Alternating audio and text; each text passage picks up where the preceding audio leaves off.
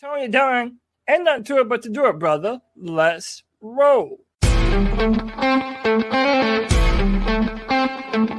a world where Carolina Panthers fans have an insatiable thirst for Panthers news and opinions, only one podcast roars ferociously. It's the C3 Panthers Podcast.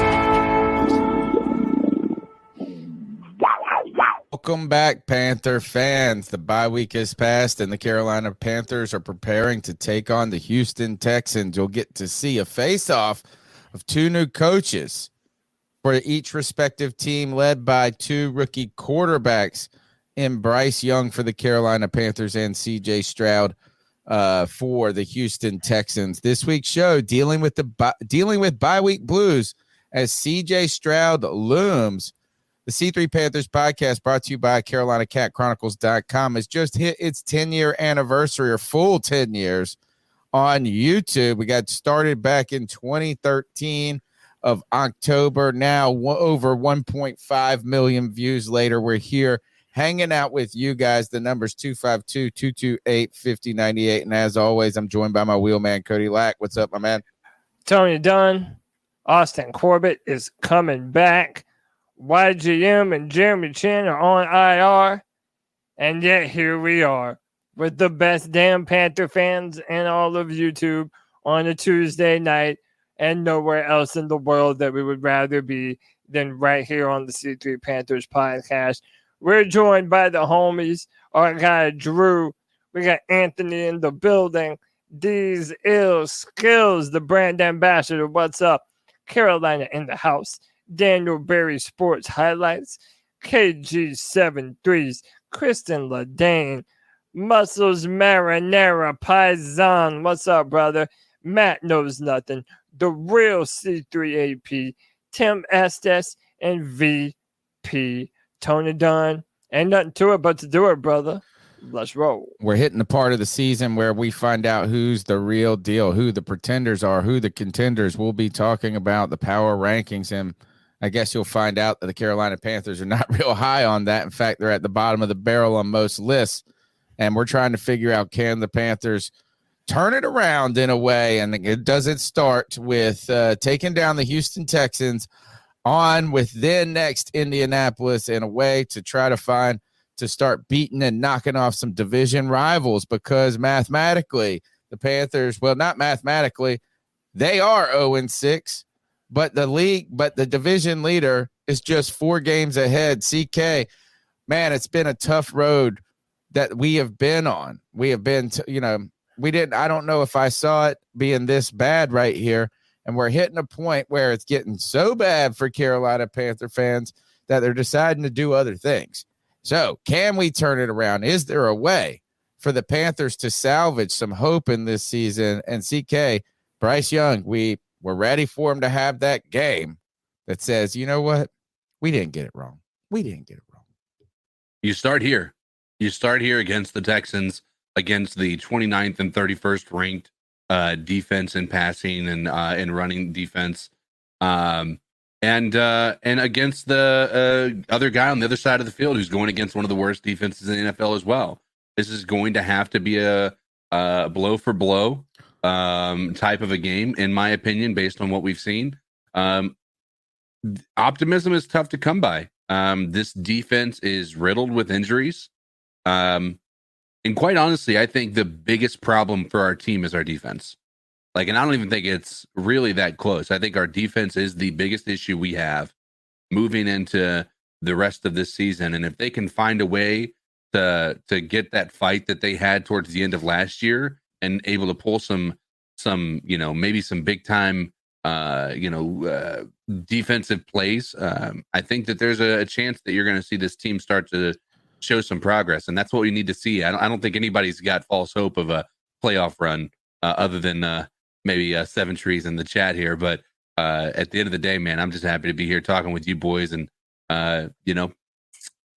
we wait for football all off season, and here we are waiting for football to be over. I know, man. It's been tough. Kristen Ladane says, hoping we get a second win instead of continuously breaking it. Yep. right away, coming out strong out of the gate in the chat. The number's 252-228-5098. That's 252-228-5098. Guys, I thought that this was going to be the year of C3. Right now, we're struggling to keep, not us, to keep people's attention. Yeah, I'm glad that all the people in the chat are here and giving us time and energy. But, man, the Panther fans out there are struggling to find a little bit of hope, a ray of sunshine. It does start right here with one win. And while one win won't necessarily negate some of the question marks that we have as the Carolina Panthers, it has to start, or fans, it has to start somewhere. And one way that you can start us getting a win in the year of C3 is smashing the thumbs up button, giving a call into the show, leaving a comment beyond or behind on the YouTube chat, checking us out on Spotify, iTunes, TuneIn, formerly Stitcher, that's now out of business, wherever else you get your podcast. Just check us out. Keep hanging with us because we ain't going anywhere. We have been doing this. And look, I actually wanted to shout out. Let me see if I can pull it up super quick. It was Racing Jason, I believe, said this on Twitter. I want to give him some flowers for mentioning us. Yeah, Racing at Racing Jason. Racing JSUN says it's crazy. The Panther fans have probably the best and amazing lineups of dedicated pods over the last 7 years. And not a winning season to talk about. Heartbroken. This appreciation post is for all of y'all staying dedicated to people, and C3 was listed in that in the first round of those. The longest running Panthers podcast in our 10th season, and we do it out of a labor of love. And let's jump on into it, man. We've had some blues this year. Can we find a little momentum with the new play caller in Thomas Brown? Just when you're hoping that the Panthers are going to deal with this bye, you know, you always think of this as, or at least when I look at the schedule, I'm like, where's this bye week at? Is it too early? Is it too late? In this case, I thought week 6 was a great time. You know, that kind of week 6, 7, 8, 9, deal with some health, try to get some guys healthy, kind of, prepare, repair. But the Carolina Panthers, every time I open up Twitter, someone's just hurt. More is like this, and people that you didn't even know were hurt. It was like this. It's like, man, is Jeremy Chin. Jeremy Chin is like, you saw his snaps going down. You're like, where is this guy? Why is he doing this? And then it's just out of nowhere, he's going on IR. I mean, they officially put him on IR, but they were like just 2 weeks, a week and a half ago, they're like, he's hurt. He's hurt. And it looks like it could be right when you're trying to trade them. The one good news, I guess, or the good news is really the biggest problem with the Carolina Panthers has been the interior. Actually, I wouldn't even say the biggest problem. Significant. It's been pretty damn big. Yeah, is the interior of the offensive line. Man, if Icky wasn't playing so bad, it would just be that so much. You know, but they've had Brock Throckmorton playing there, Savala, who was just horrible. Whoever else they were. Brady Christensen's hurt. And Christensen's been a big one. Yeah. Austin Corbett suffered an ACL injury at the end of last season, kind of at a meaningless time of the season, too. That stinks, as being probably the most important free agent acquisition that the Panthers had last year, and arguably one of the real reasons that the Panthers' offensive line was better than average or better than what we're accustomed to, because he was unable to get back and healthy in time for training camp, and the season started on the PUP list and then was put on that kind of temporary IR, I guess, or short-term IR. Maybe it was just a PUP. But if they didn't activate him this week, he would have had to go on IR and probably missed the whole season. But Austin Corbett's coming back. The question is it enough? How much will it be, and how much will it help? What are your expectations of Austin Corbett being plugged and played into the Panthers' offensive line? Well, listen, man, it could not come at a better time for the Carolina Panthers. Literally right as you are transitioning play calling from Frank Reich to Thomas Brown. Look, you're hoping that this is going to be one of the pieces of momentum for your offense that's going to allow us to look a little bit different. By the way, the film room will still come out this week. We're going to break down all the film against the Miami Dolphins, and I've already been making notes on it. And you just see the little differences in how the Dolphins want to run the ball and how the Panthers choose to run the football. And there's just so many things that we could be doing to help out our personnel that it just feels like we haven't been doing. So now when you add the right guard that you paid for, he won the Super Bowl with the Rams. He was one of the biggest factors behind the offensive line, really turning it on down the stretch last year for the team. You're hoping that now this is a good moment for this offense to find a brand new rhythm. And for as weird as it does seem, no, we are not out of the division yet, man. And right now, the Saints offense, they're not looking good.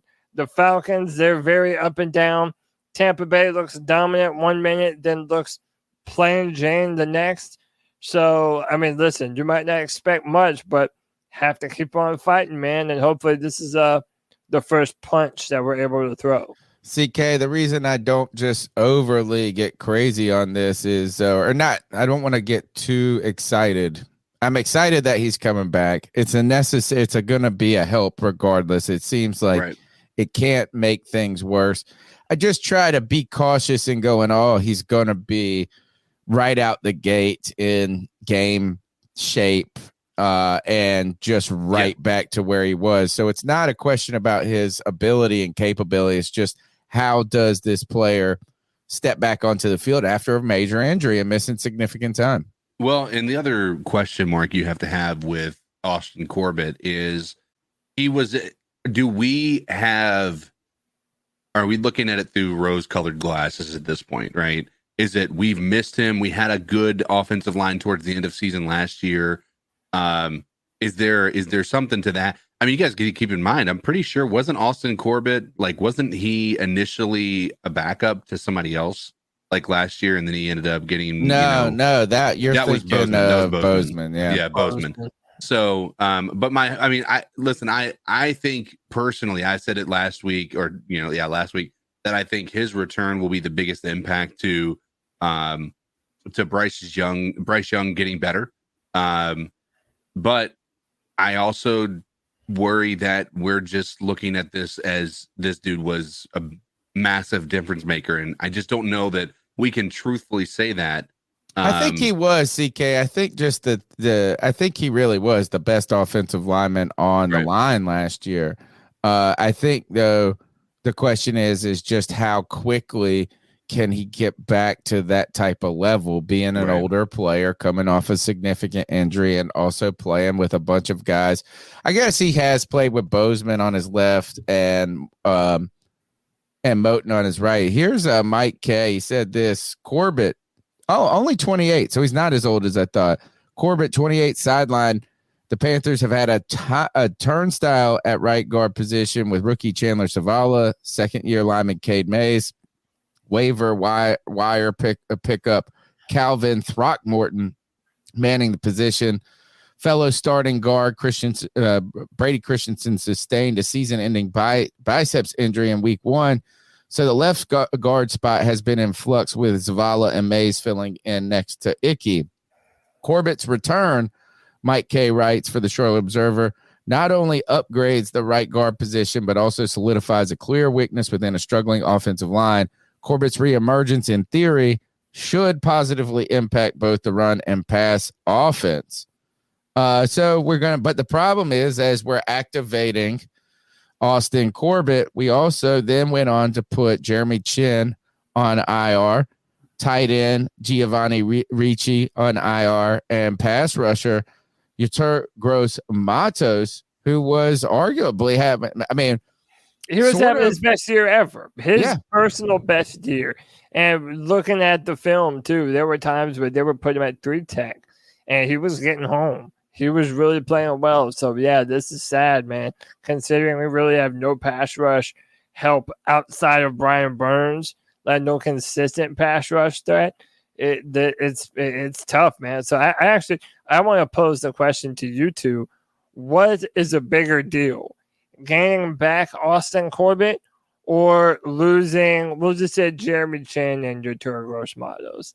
I don't think any of us are crying for. I think for me, without question, it's gaining back Austin Corbett. Sure, but we also have to admit the improvement YGM has had in this defense, and we already were not seeing Brian Burns being as much of an impact because he's the only person on the team who's getting the attention and the blocks and the chips and all that stuff. Now that we're going to our even deeper into the bag to try to get some pass rushers, does this mean Justin Houston's going to get more playing time potentially? But I have no idea. I think that's going to be a bigger issue than people realize. And also, I wanted to specify the injuries. For defensive back or for Jeremy Chin, this is quadricep. For your Gross Matos, it's a hamstring injury. So they're both going to be out straight to IR. Like, what? How does a defensive end hurt his hamstring that bad? Where my man's got to go straight to IR. It's crazy.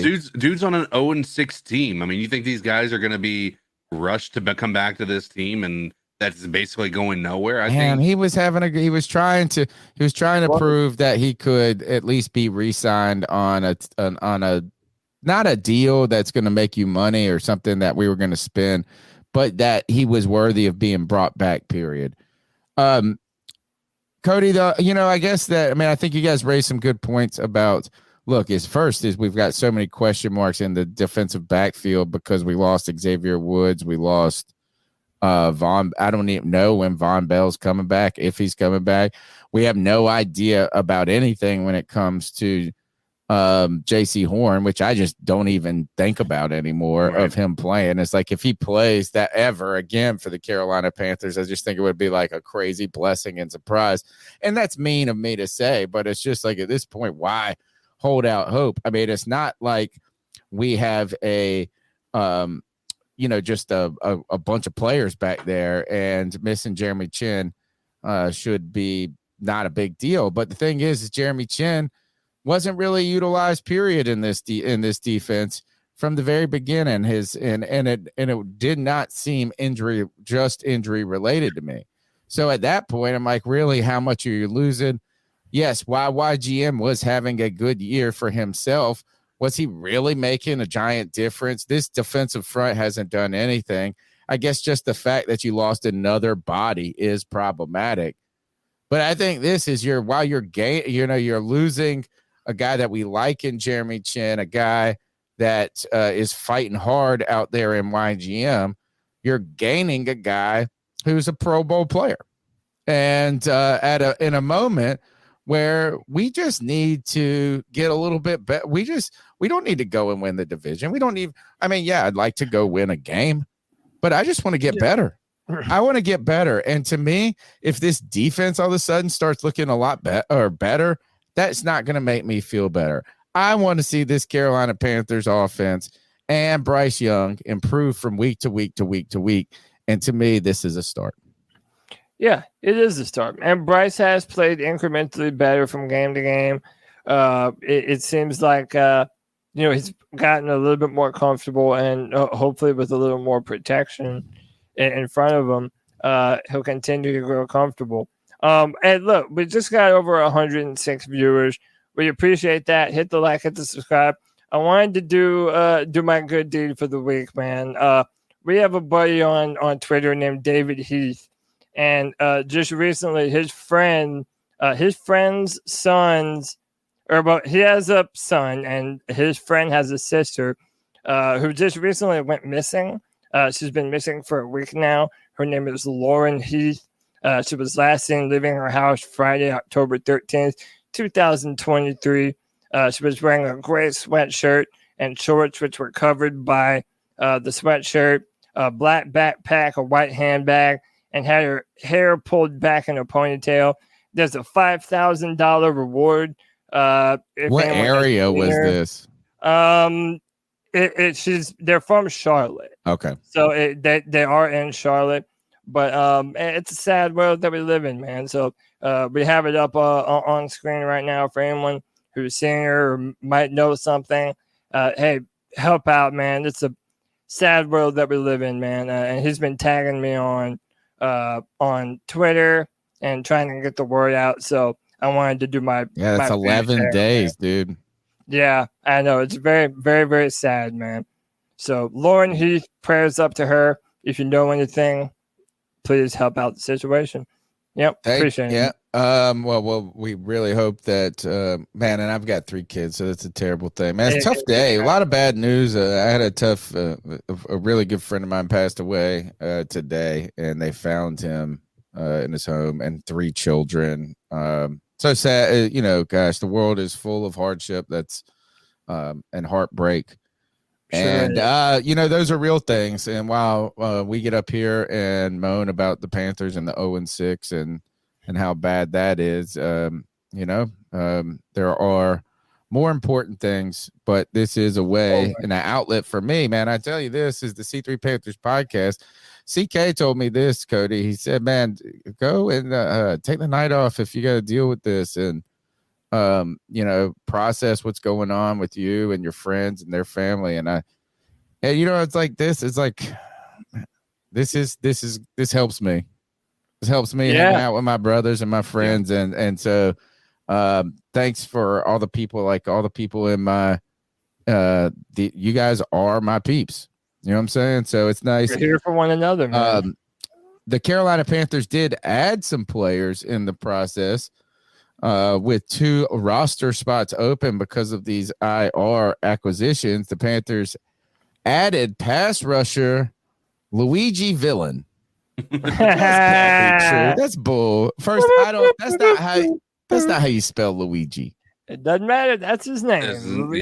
How do you know this? This is the world of first impressions matter. And when I read that my first impression was this dude is going to come over here and kill some Koopas, dude. He's going to do he's going to do some damage, bro. Bowser ain't gotten shit on this dude. He's going to come over here and wreck some stuff if he gets some playing time. We'll find out. I think he was. Look, it says villain. And first of all, you got to root for this guy. Imagine if he turned out to be good for anybody. I would love to have a jersey that said villain on it. You hear this every time we sign a player, but apparently Vikings fans were upset to lose him. Of course, look at that name. Yeah, man. You know how David Newton called DiCaprio DiCaprio booty or something like that. Yeah, this is the same thing. You see it one time as Luigi Villain, and that's his name forever. Right? That'll always be his name. Is it Villain? Dude, let me try and hold on. It is Luigi Villain. Yeah. It's not Luigi. It's Luigi. Hold on. It is. Luigi. It's Luigi. That's a Luigi. No. It's an I-J-I. Luigi. Luigi. Luigi's got a G. No, there's an Our I. Paisan said that spelling is insulting. That's what he said. But that is his name. It's Luigi, man. Luigi Villain. He was elevated from the practice squad, from the Vikings practice squad. Played a handful of snaps last night, according to Jordan Schultz, and now he's headed to Carolina. I saw this as if you would have looked I wish I would have grabbed it, a couple of comments below this, and it said Brian Bird's traded because it's an outside linebacker. Do you think this is because of the YGM move? It's got to be. Yeah, it's got to be. It has to be. Justin Houston has been a disappointment. Are we all ready to say that Justin Houston has been a disappointment? Because I am. Of course he was. But I wasn't that excited about him. I guess we thought that, because based on... he had 9.5 sacks last year. Well, he was also playing on a defense that just is murdering people, bro. The Ravens went out there and murdered Jared Goff this past week. It's like they always are doing this. So... You want to talk about a player that probably benefited from the system, and the idea that we all said is that he wasn't going to.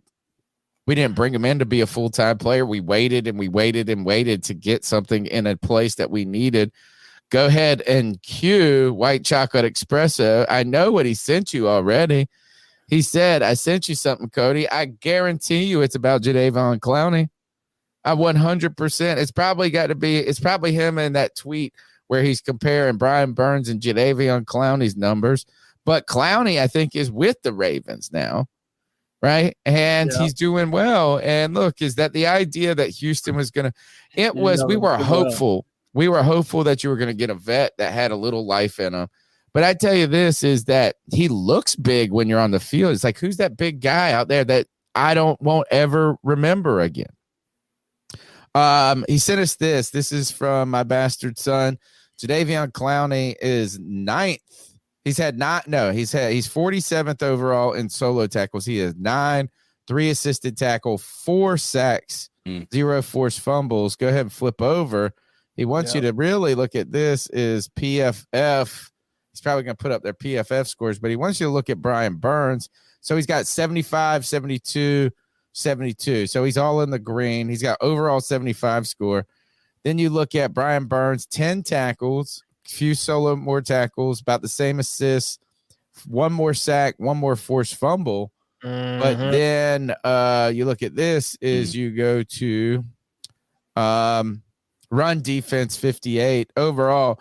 I guess his point is that pairing Jadeveon Clowney with Brian Burns. Yeah, that could have been.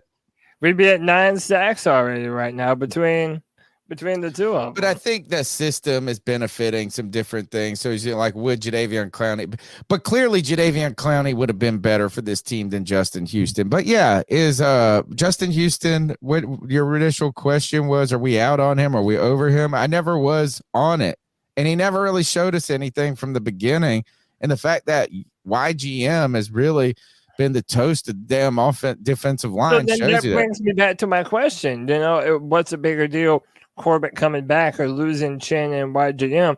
I think the fact that we don't have any other consistent pass rushers, maybe losing YGM is a bigger deal right now.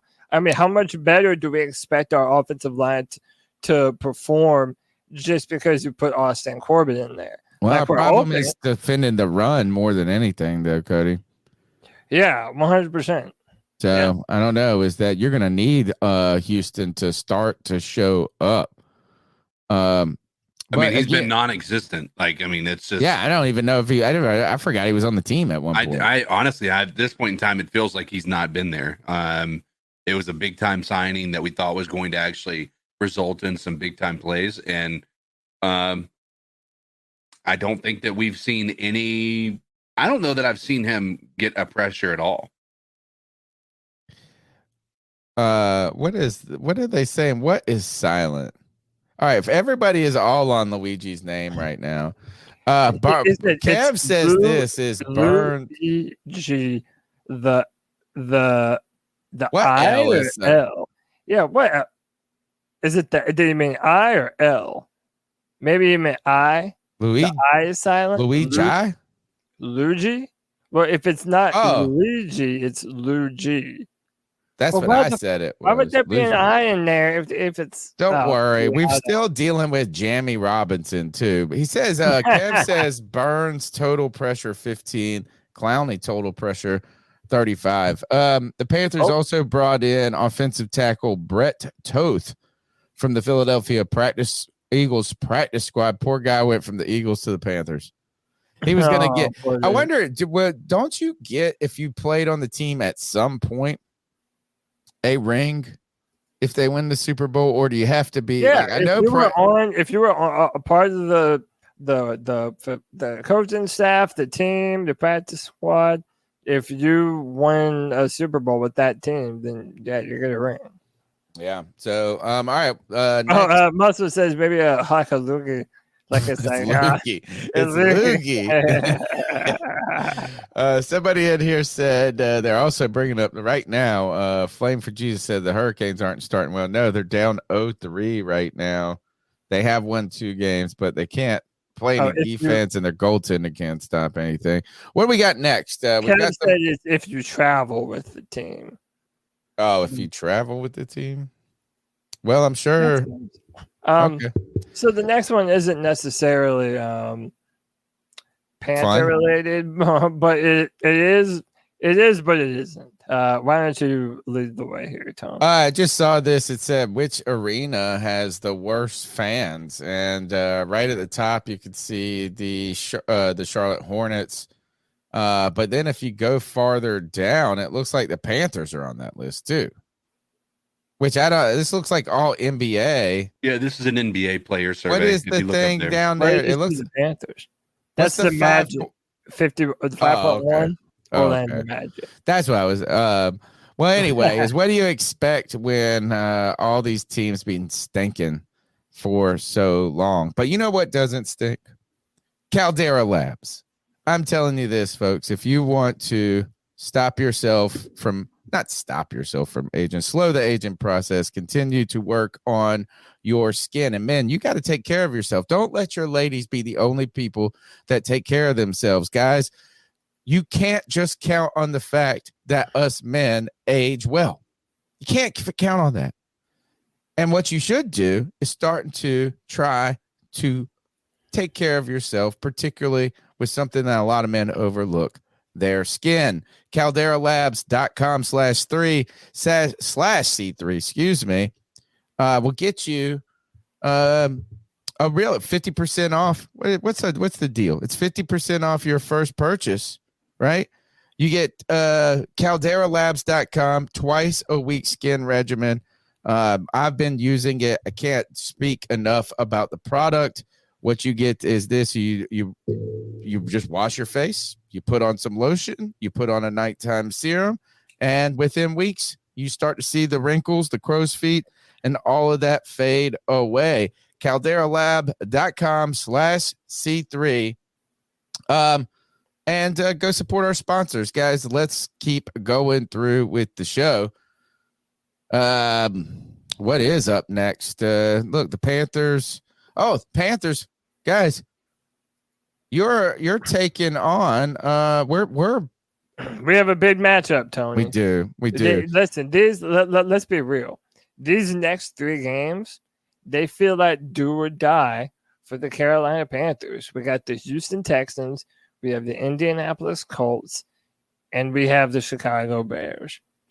And listen, man, for a team that's hurting for W's so bad, you have to think that if we're going to get one, it's going to be within this 3-game stretch. We're hoping, right? At least against a non-division opponent. And look, let's just jump ahead of this train. We already know the big comparison that everyone's getting ready to make, baby, because we're going to see the number 1 pick in the draft versus the number 2 pick in the draft. And the Carolina Panthers, they made their selection of Bryce Young. And we're going to do this thing where we're going to compare the talent that CJ has around him and that Bryce has around him. But at the end of the day, no matter who wins, that's going to come away looking like the better pick. And, man, we're just really hoping. I'm really hoping for myself, for Panther fandom, that the game is at least competitive. So that way we're not just constantly having to defend Bryce about, oh, there's no wide receivers. There's no offensive line. I want to see a spark.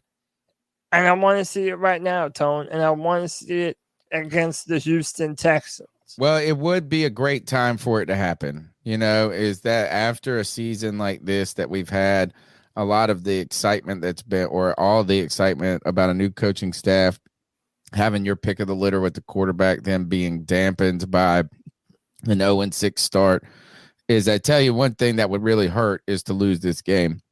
I do think the Texans are kind of returning to the mean a little bit right now at 3-3 after a big start. You know, they're now at 3-3, and this is an opportunity for the Panthers to make a good statement, right? Or at least a statement to the fans, and it would be heartening for us to have Bryce Young's first win and maybe a statement game come against a guy that has really been so not a controversial, but that Panther fans have continued to have to deal with, whether they wanted CJ Stroud before the draft, enamored by his start. This would be a great, could that alone with that storyline, CK, be enough to put a little wind in the sails to create some momentum? Listen, I'm not going to count anything out as being a possibility because of how the year ended last year.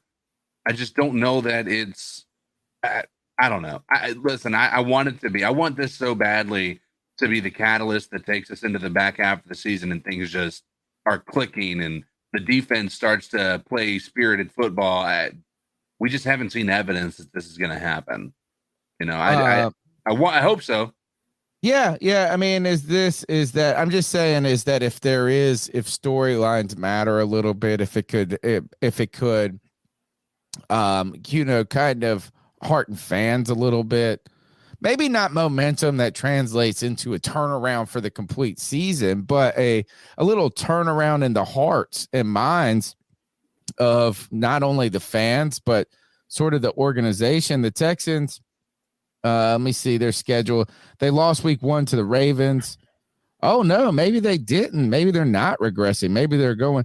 They've won 3 of their last 4. Okay, that's right. I got it backwards because they lost. And the Falcons beat them, but they were in position to win that game up until the very end. Sure. The Ravens beat them 25-9 to start the season. They lost to the Colts 31-20. They then upset the Jags on the road 37-17. They beat a hobbled Steelers 30-6, but that's a big deal against the Steelers defense is the real thing. Is that the Steelers offense has been their handicap, but they have had that pass rush. That was the game that Stroud really broke out. 30 points, was just making quick decisions. They lost by 2 points to the Falcons. They were able to beat the Saints 20-13, and now they got to deal with the Panthers. Look, the Texans right now, they're looking at this. We're looking at this as a way to create a little momentum. The Texans are going to play the Panthers. Then they host the Bucks. They're looking like, here, man, we need to try to take these 2 wins before we face the Bengals. But then they've got the Cardinals, the Jags again, the Broncos. Holy shit, the Titans. Gosh, man, they play the Titans 2 more times. They play the Colts again. The Texans could be a damn playoff team. They could very easily be a playoff team. And listen, I'm going to be honest with y'all, man. Like, hey, we that's what we do over here at C3. We speak open and honest, right? Well, if this is a therapy session, then let me vent, y'all. Part of my fears, and CK, earlier today, you were showing us the amount of separation that the Texans wide receivers are getting. I'm just afraid of this scenario, man, where CJ Stroud comes out for 300 and just starts dropping fucking dimes. And now the large sentiment amongst, people who were fans of CJ through the draft process, people who were never a fan of trading up to number 1 for an undersized quarterback, all these narratives which have already been strong. Not come back up. They've been there, Cody. 2023 wasn't a good year for the Carolina Panthers, but I'm trying to make 2024 a better one for myself. Get started on your resolutions with Factor so you're ready for the new year. Factor's ready-to-eat meal delivery takes the stress out of meal planning and sets you up for success in the new year. Skip the grocery stores, prep work, and cooking fatigue. Instead, get chef-crafted, dietitian-approved meals delivered right to your door.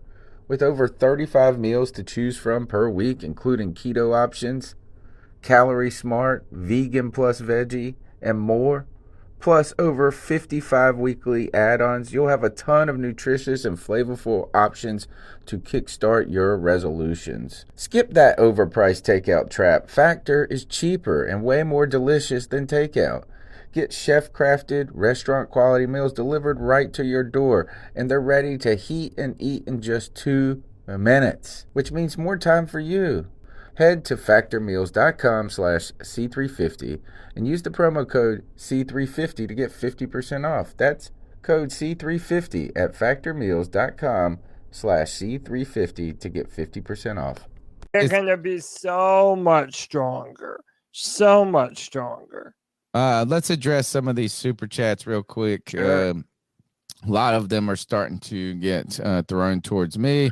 C3 Anthony says, I'll be there Sunday, the matchup of the season. Oh, and they're doing they're inducting Julius Peppers and Musin Muhammad to the Hall of Honor. It's a it's kind of the little Hall of Fame game. Yeah, Hall of Honor game. Mm-hmm. And then Anthony's going to come back from some more, and he says, Tony, UNC, Charlotte gave it to ECU. Go Niners.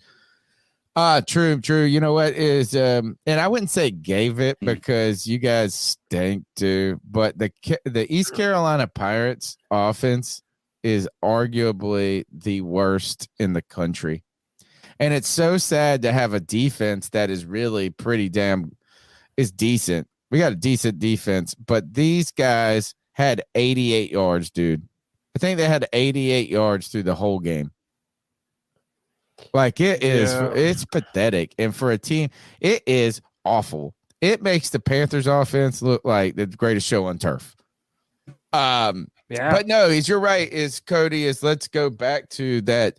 Look for the Texans again. Listen to this is the Texans schedule. Panthers at Panthers, host the Bucks, at the Bengals, host the Cardinals, host the Jags, host the Broncos, on the road at the Jets, host on the road at the Titans, host the Browns, host the Titans, on the road at the Colts, and that's it.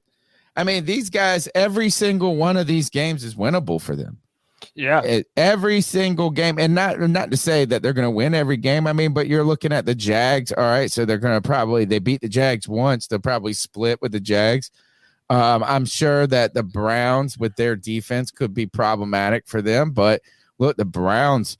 You're right now. You're hoping you play Deshaun Watson. He's so terrible.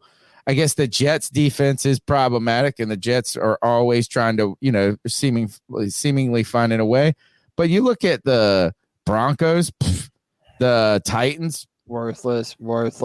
Cardinals, worthless. Yeah, I mean, this guy, Panthers, fucking worthless. Right, and you're right though. Is that look? As I'm sitting here going, you know what is that's crazy? I phrased the question to CK is that if the Panthers and Bryce Young go out there, find a way to beat the Texans, Bryce has a game where he steps out.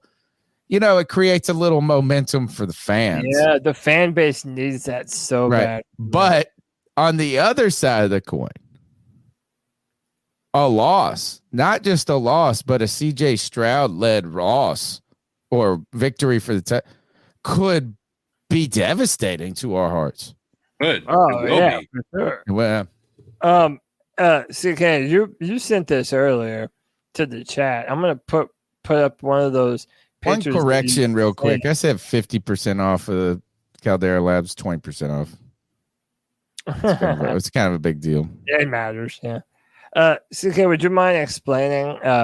You shared this about the Texans and their wide receivers.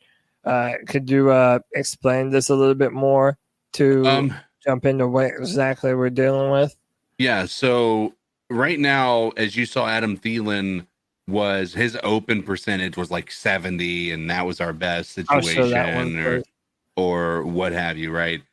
His overall is 73. His where he really excels is his ability to catch the ball when he's throwing the ball. Like he's basically CMC in the fact that he's catching everything that comes his way, which is a positive. Now you look at what CJ Stroud has.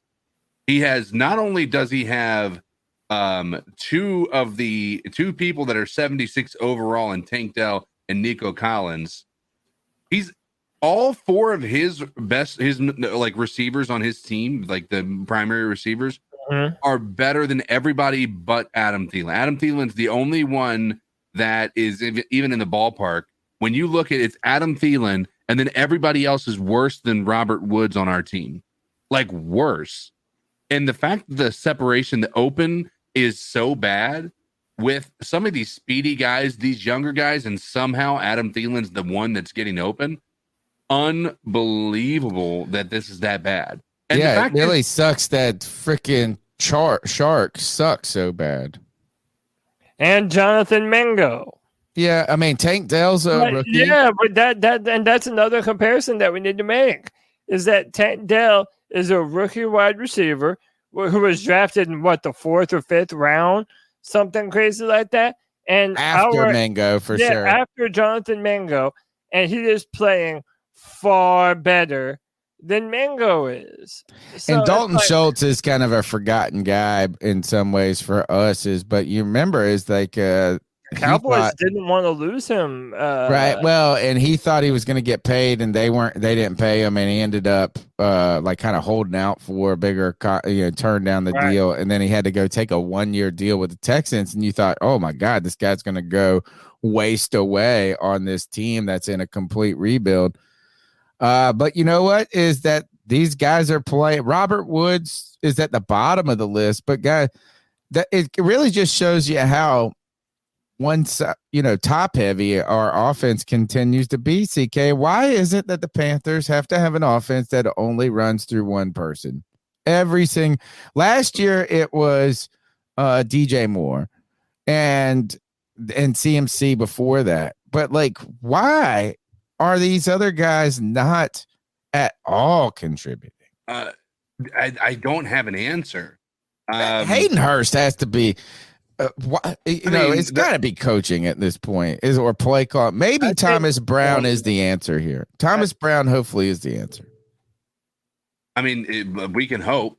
At this, I don't really know what evidence we can say that he's going to be the answer. I mean, we have nothing to say that he's not either. So I mean, we've got to be at least somewhat optimistic. Can't get worse.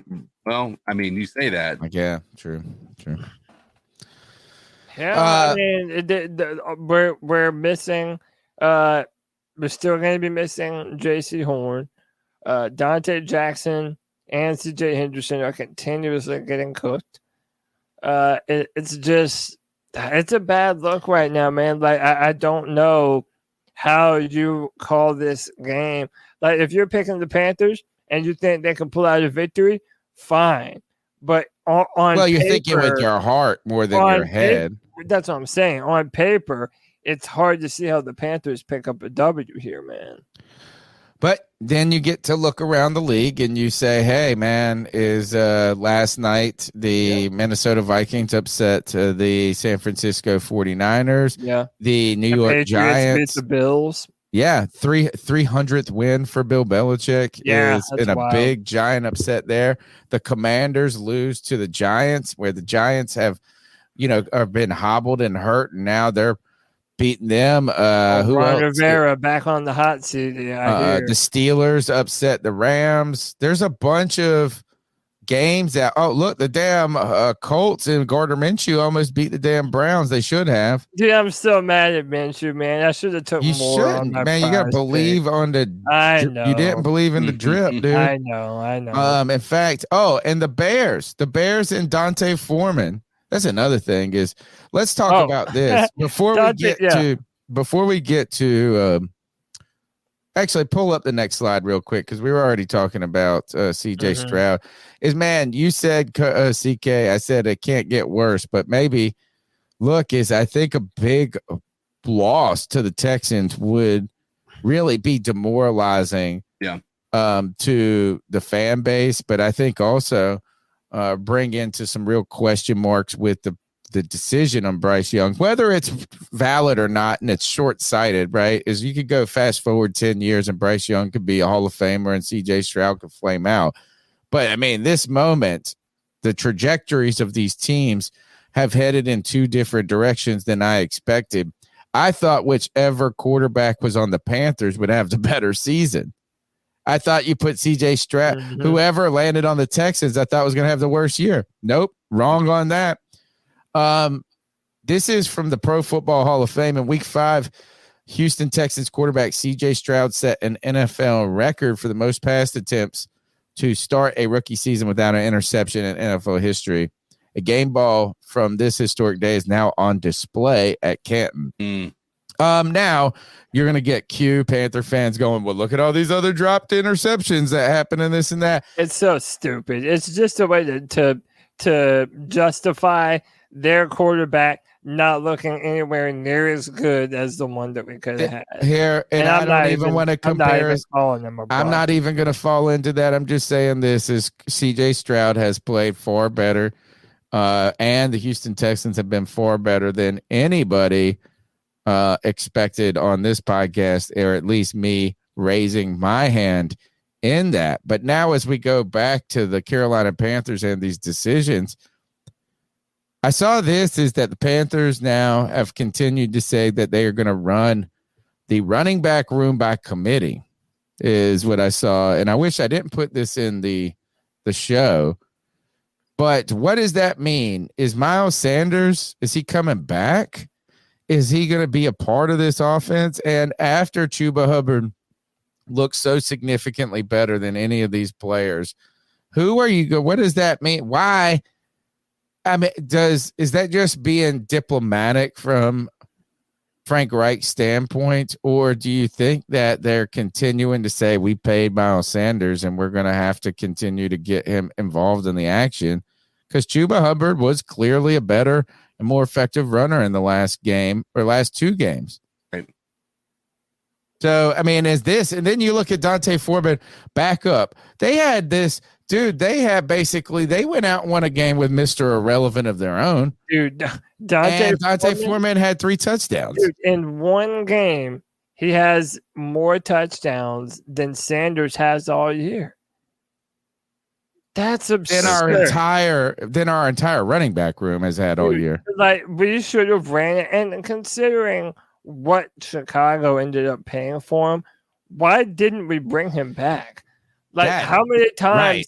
Like, to me, why is it that every single Panthers general manager, from Hurney to Gettleman, now Fitterer, we insist on overpaying a fucking running back, dude? And he didn't even get paid Foreman either. You know what I'm saying? Like, it wasn't that much. You could have brought Sanders. You could have brought Sanders, brought back Foreman, and kept Chuba Hubbard, and that would have actually been a good trio of a power back and 2 guys that you can continue to cycle with. Run it back with Chuba and Foreman. Like, if it's not broke, don't fix it. You know, we had a great rushing attack at the end of the season last year, and now Miles Sanders, his groin hurts him now, and that's why he hasn't been able to hit the hole. Bro, miss me with that shit. It's been hurt. He's been injured since. Dude. Okay, then why are you out there? Why are you on the field if you're not able to give all of your effort to the team? I'm sorry, man. It's incompetency. Of course, the Panthers are always going to find a way to overpay a running back, man. It never fails. Yeah, and it does, and it's kind of odd that Foreman hasn't found a way to infiltrate that lineup throughout this season. And then when they ran into some injuries, they go out and get a win. Who is this guy? The guy that was the quarterback. What's his name? Who? For the Bears who filled in. He won the Division II Heisman, right? Yeah. Blanton, something like that, or okay, I can't remember his name, but him Garrett, something and Foreman go on and get the thing done, which is crazy. So, two super chats. White Chocolate Espresso says maybe Burns will be extra hype for the Julius Pepper ceremony, and Mr. Strat says the interpretation of the chart you showed is incomplete data stratification. What I'd be happy to explain in the ones the wide receiver charts. I'd be happy to explain in more detail why it's then that's just another way of is whether it's first of all statistics are incomplete data sets, right? It's just the point being is that what it does elucidate is that you've got 3 weapons that are being significantly used and being effective in some sort of manner whether they be rookies or second-year players. And then on the other hand, you've got Adam Thielen and nobody. That's a true fact on that matter, is that, and Hayden Hurst, non-existent. DJ Chark, non-existent. And whether that's because of incomplete, some of the Bryce, it probably is a lot of reason why that's the case. But I tell you, this is just watch DJ Chark independently as we go forward, right? And you realize, man, he was really good in training camp because nobody can do shit. Nobody can hit. Nobody can touch each other, whatever. He just can't get off with all being so fast. He doesn't get any stuff. He doesn't get off the line well. Right. And I think that's all those are route running things. That's that is you and technique and this and that. And he just don't got it. And I raised my hand again. I was so excited. I thought he was going to be a complete receiver. Well, yeah, I mean, but again, man, we see him be a part of the game plan when Andy Dalton was in the game versus Seattle. I felt like he had one of his better performances. And then let's also be real, man. There was a big time third down where DJ Chark was open and Bryce Young missed him. He just put too much air under the ball. So, yes, he has not been open a lot. And then when he has been open, him and Bryce have yet to form that connection. Strats, call in and tell us what you think about those stats. We'll take your call and we'll put it up. In fact, if you call in now, I'll bump it up just so we can get it into this conversation a little quickly. Cody, tonight's show is brought to you by Manscaped, who has taken a step up from Halloween to bring your face the cleanest shave it's ever seen. So this season, no need to toil and trouble. Manscaped's all new Handyman is the best way to get rid of stubble. Featuring a compact design and next-gen skin-safe technology, the Handyman was designed to give you that smooth finish without the mess of a traditional shave. Get the sweetest treat this Halloween by going to manscaped.com and using the promo code Panthers to get 20% off plus free shipping.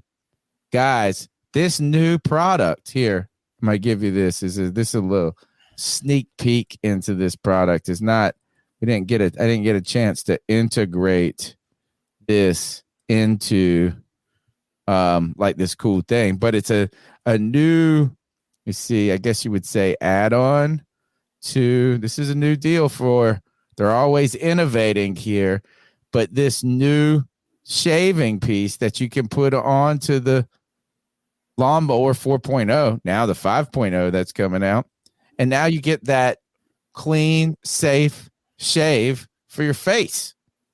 So from head to balls, you've got Manscapes, you got you covered.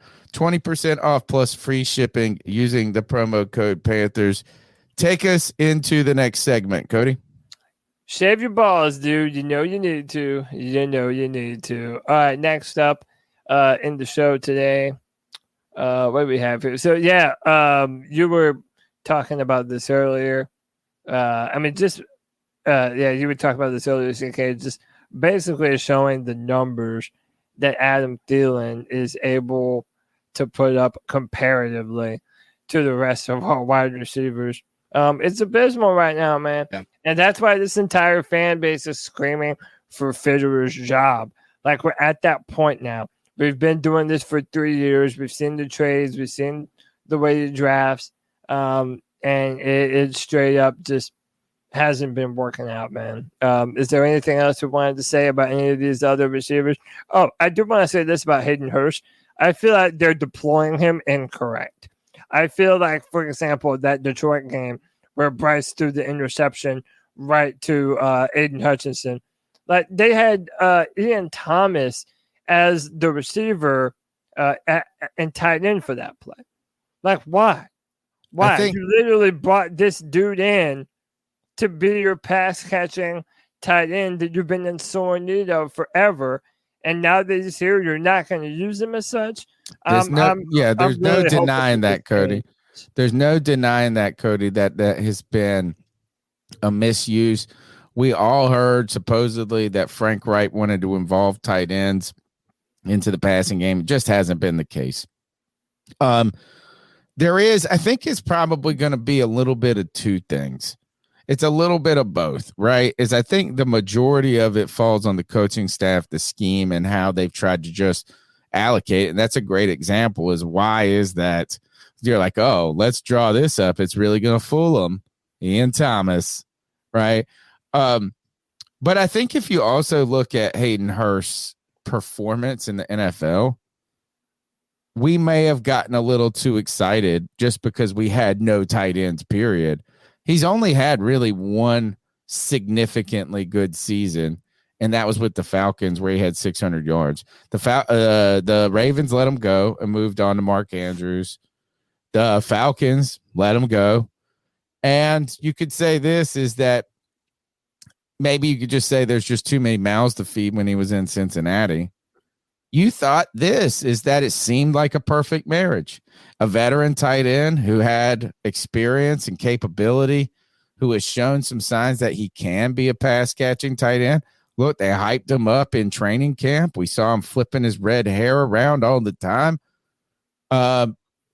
And I think, too, we were just desperately hungry and thirsty for a tight end to be important in this offense since we haven't. I mean, you could think about going back to Greg Olsen. It hasn't been there. Yeah. And it's just been a disappointment in every possible level, a failure at every possible level. And I don't think it's only on the coaching staff, but I do think it's primarily on the scheme. And hopefully Thomas Brown, Hopefully Thomas Brown is just sitting here in the background going, you know what? And I hope this, I hate to say this, I think Frank just had too much on his plate. And remember, Thomas Brown, a tight ends coach. That's what right. you start. Yeah. Right. So he said he learned the most about football from that position group. And by the way, that makes learn sense. everything. Yeah, that makes sense. They're on the line that you have to know, protections. You have to know routes. You have to be able to do a little bit of everything, man. So, yeah, I'm excited for what this. If ever the offense is going to look different, it's going to be with Thomas Brown. Another kind of dive into the matchup. This is wild. I went and I was like, kind of, got home late. I had that, I've had a lot of stuff going on, just personally with friends and people, all the stuff that's been going on. Again, mentioned it. Don't want to fall. But I was just kind of like trying to get caught up, get ready for the show. And I put on, I was just searching on Twitter. I was like, looking for the Texans. And I saw D'Amico Ryan's press conference from yesterday, just like Frank Reich's. And he's like, they're the Panthers. We got to play against a really good team. And I almost laughed. I was like, I mean, how do you even say that with a straight face? A really good team. And then I opened up Frank Reich's, and it's like, another good opponent we're facing. Look, the Panthers are not a really good team. Nice. Thank you, D'Amico Ryans. He said they got a really good defense. Like, he just said things. They're just saying things to be nice. Right. It's like just to not be an asshole. Yeah, not just be like, they're 0-6. Brian Burns, we're going to double him the whole time. We're going to run all over these guys. That's what we're going to try to do and negate them from the pass rush. He said they got really two good players. He said they got two really good players on their defensive front. Brian Burns, who can wreck a game, and Derek Brown. And they're a good they're a good team. I was like, bull crap. Look at this. Right now, the Carolina Panthers. How about this? I don't understand how PFF has the power ranking for the Texans at 30th. That doesn't even make sense. Defense 13th, offense 19th versus 29. That's got to be a misprint on theirs. Yeah, how are we the bottom two teams? Yeah, that makes right. Zero. But if you look at this, is like if you took out that top metric. This is from PFF, the comparison. Defense, they have the 13th, ours 29th. The offense 19th versus theirs versus our 29th. What is SOS played? I don't know what that is. Strength of schedule play. Oh, okay. 15th versus 6th. So we've had a tough schedule. Yeah, It's we've had. interesting. I mean, yeah, considering look, I mean the Lions. Lions, the Dolphins, the Seahawks. Vikings are starting to look better. Seahawks. Yeah. Yeah. So I don't know, man. This team, look, this is a game that the Panthers really need to win. I think they need to win it for us, dude.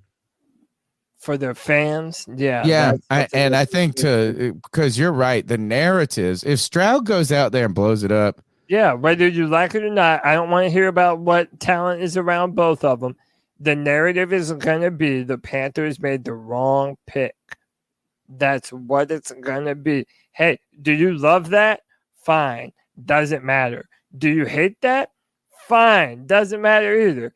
That's what it's going to be, man. That's why we're hoping that the mixture of Thomas Brown and Austin Corbett returning at this time is going to be the thing that makes this offense look competent. Because if we come out and lay another egg, oh, dude, heads will roll, man. Truly, heads are going to roll. Look good, yeah. How about we take a couple of calls, Cody? I'm going to mix in some fan talk. The number's 252-228-5098. You're listening to the longest running Panthers podcast out there. And the reason we're the longest running Panthers podcast because we got the coolest community. The people I would never exchange I would exchange 0-6 for 6-0, but I wouldn't exchange this community that we're building, these friends, this network. Let's hit these calls, brother. Let's do it. Also, just a reminder, we're inching closer and closer to 6,000 subscribers. Yo, that is huge for us. I remember being on the show when we were fighting to get to 1,000, bro. So C3's been out here fighting through all these terrible seasons. Be a friend, tell a friend, hit the like, hit the subscribe. Let's get to the cat calls at 252-228-5098. So what are your thoughts on catcalling? Yeah, it's pretty. You shouldn't do that to somebody. And how did that make you feel? Very uncomfortable. So how do you think catcalling makes the person feel? It feels good, like. Who's that cat sitting in the back corner with his face buried in his nose? Who's that kid that can use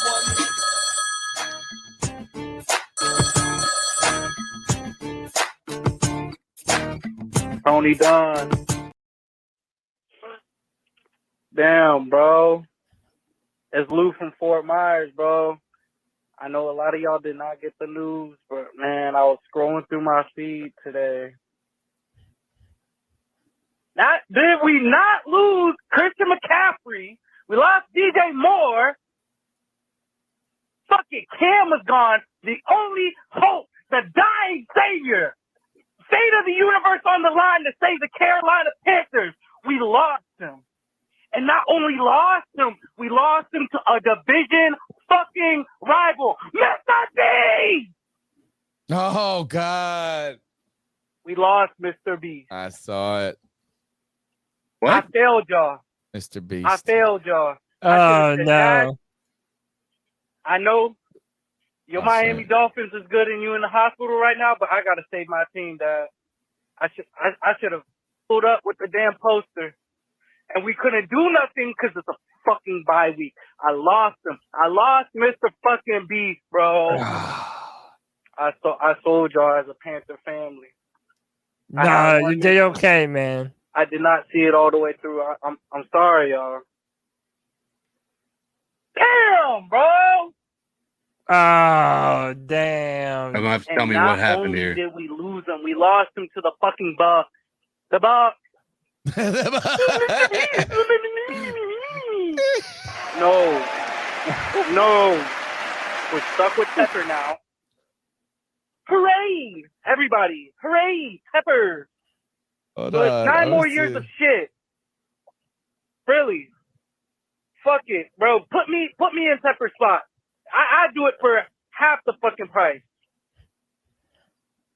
Man. I want to feel like he was trying to look like Tom Brady.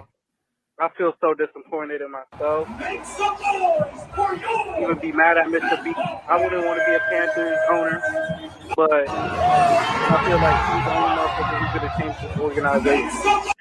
We can fire and hire GMs and head coaches, but it starts at the owner, bro. Yeah. So last plan of resort, we're gonna have to JFK this dude Pepper, bro. Yeah. We got one person calling in Night, to night. down the Give him whole a nice little plane pillow. at one point. Yeah. It's been a minute since I called, but You're trying to get us kicked off of getting YouTube. pounded. Yeah. So that Yeah, does. I saw that too, and I was like, damn, out of everything. Yeah. The damn So for Bucks. those of you who don't know, our caller, man, he has been really on this train of getting Mr. Beast to buy the Carolina Panthers to save us from David Tepper. And I was really hoping that we were going to get it. First of all, this is crazy is that Mr. Beast put up a video that said I gave this safety $1 million to blow the game. And when I read it, I was like, I read the game part. I was like, whoa, Mr. Beast, you got to get wild out there these days. The other thing is I was on the train of, man, Mr. Beast, who's really big into buying things and then just giving them away. Buying the Panthers and giving them to give it C3. to the team. Buy the Panthers and then give it to us. Yeah. I was like, hell yeah. Most expensive YouTube video ever.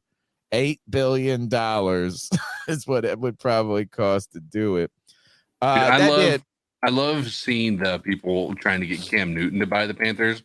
Like, I don't think people realize how much money you have to have and how much money Cam Newton does not have in order to be able to buy it. Like, Michael Jordan couldn't even do it. No, Tom Brady couldn't do it. In fact, no player could do it. Right. I mean, even P. Diddy couldn't do it. And I wanted to ask y'all this, man. So a week from now is the trade deadline.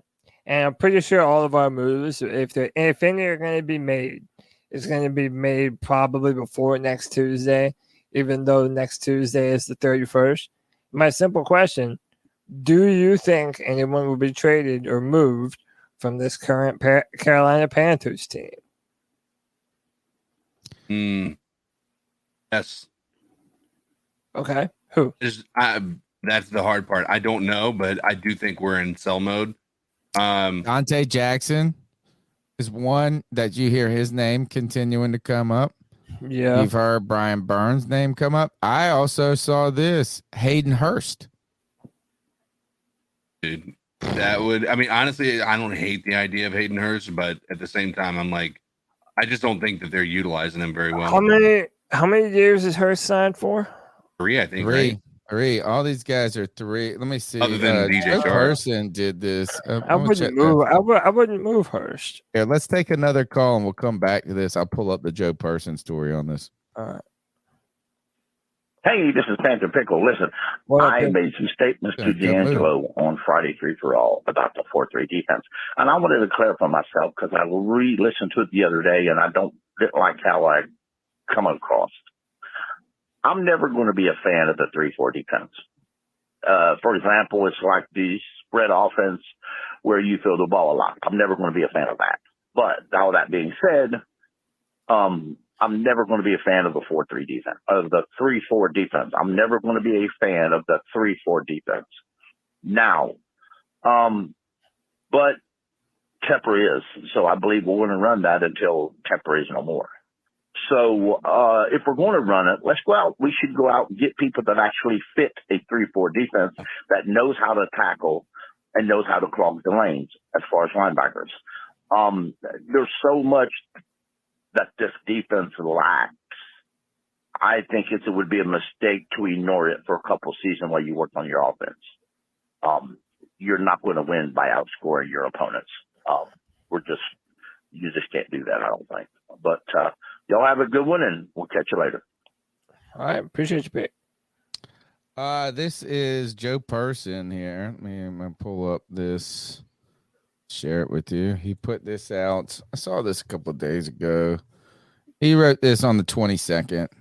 5 players the Panthers could deal. Could Brian Burns, Dante Jackson be on the way out? He said this is, he goes back to the Brian Burns narrative. Then he goes to 28-year-old Dante Jackson hasn't played a full season since he was a rookie. He's already missed one game with a shoulder injury. But of course, the Panthers have reached out to teams to gauge interest in Jackson, who they believe would only bring a mid-round pick in return.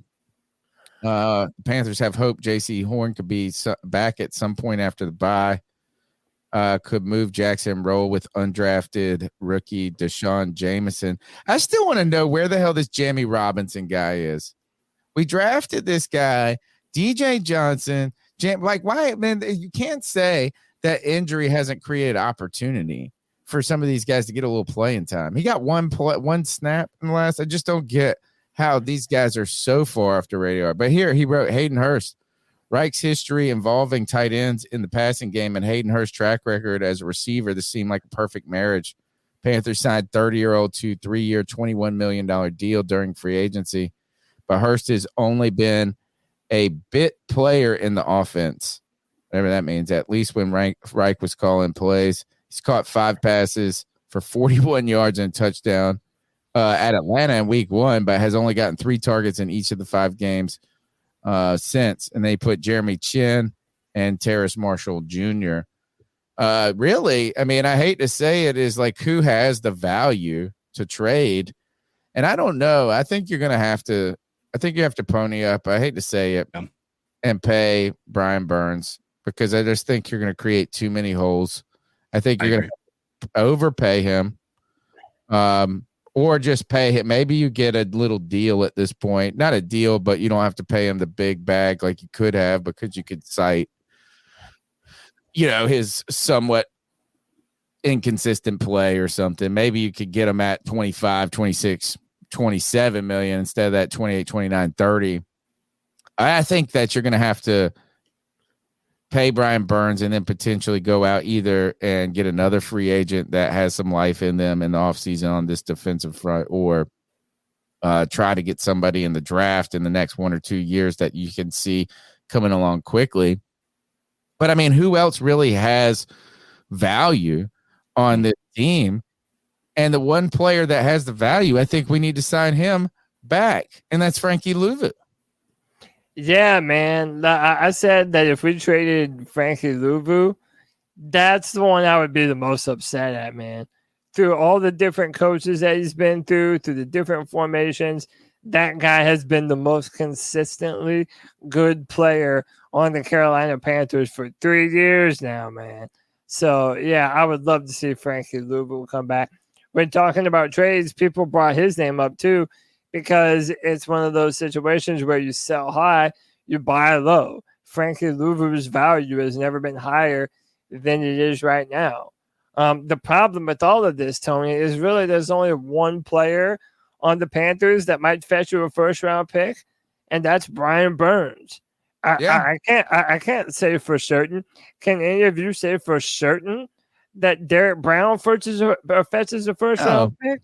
No. So, and you still got time with him. There's really no sense in rushing that one. Yeah, like what you're doing, trading away some smaller players like TMJ and Dante Jackson for pennies on the dollar. That's fine though. But for more late round picks that Federer isn't even going to be able to hit on anyway. I know. Like that's what I'm saying. Like you're cutting off your nose to spite your face. So yeah, man, I really don't foresee us doing any types of trades, man. I don't know what trade there is to be made. Go ahead, CK. I was going to say I could see a trade for a player, a player for player. I just don't think, to Cody's point, I just don't see us being able to justify trying to get more draft picks when our draft scenarios over the past few years have been absolutely abysmal.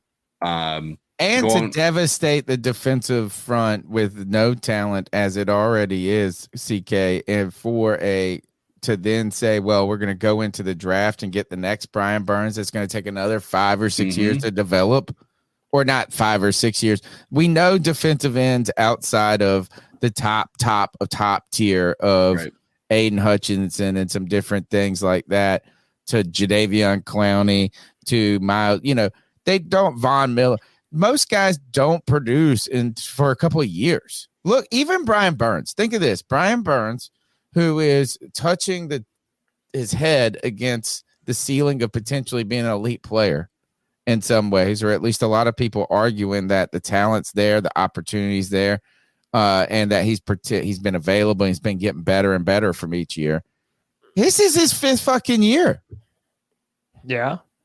Like, I mean, what are you going to go and get a guy in the 2nd or the late 1st and expect him to come in and be a difference maker? You need to get Brian Burns and do that.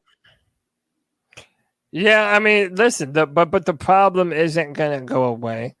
That people are just going to say that he's not worth that dollar amount. And you know what? I kind of feel like both of these things are true. Both of these two opposing ideas, Tony, are true. It doesn't matter if Brian Burns is or is not worth whatever dollar amount he is asking for.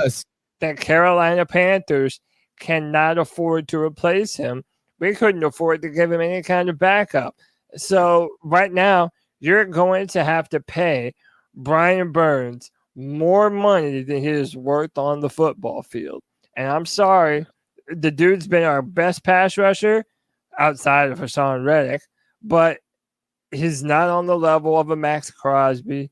He's not on the level of a Bosa or a Myles Garrett or a TJ Watt. But he's our guy.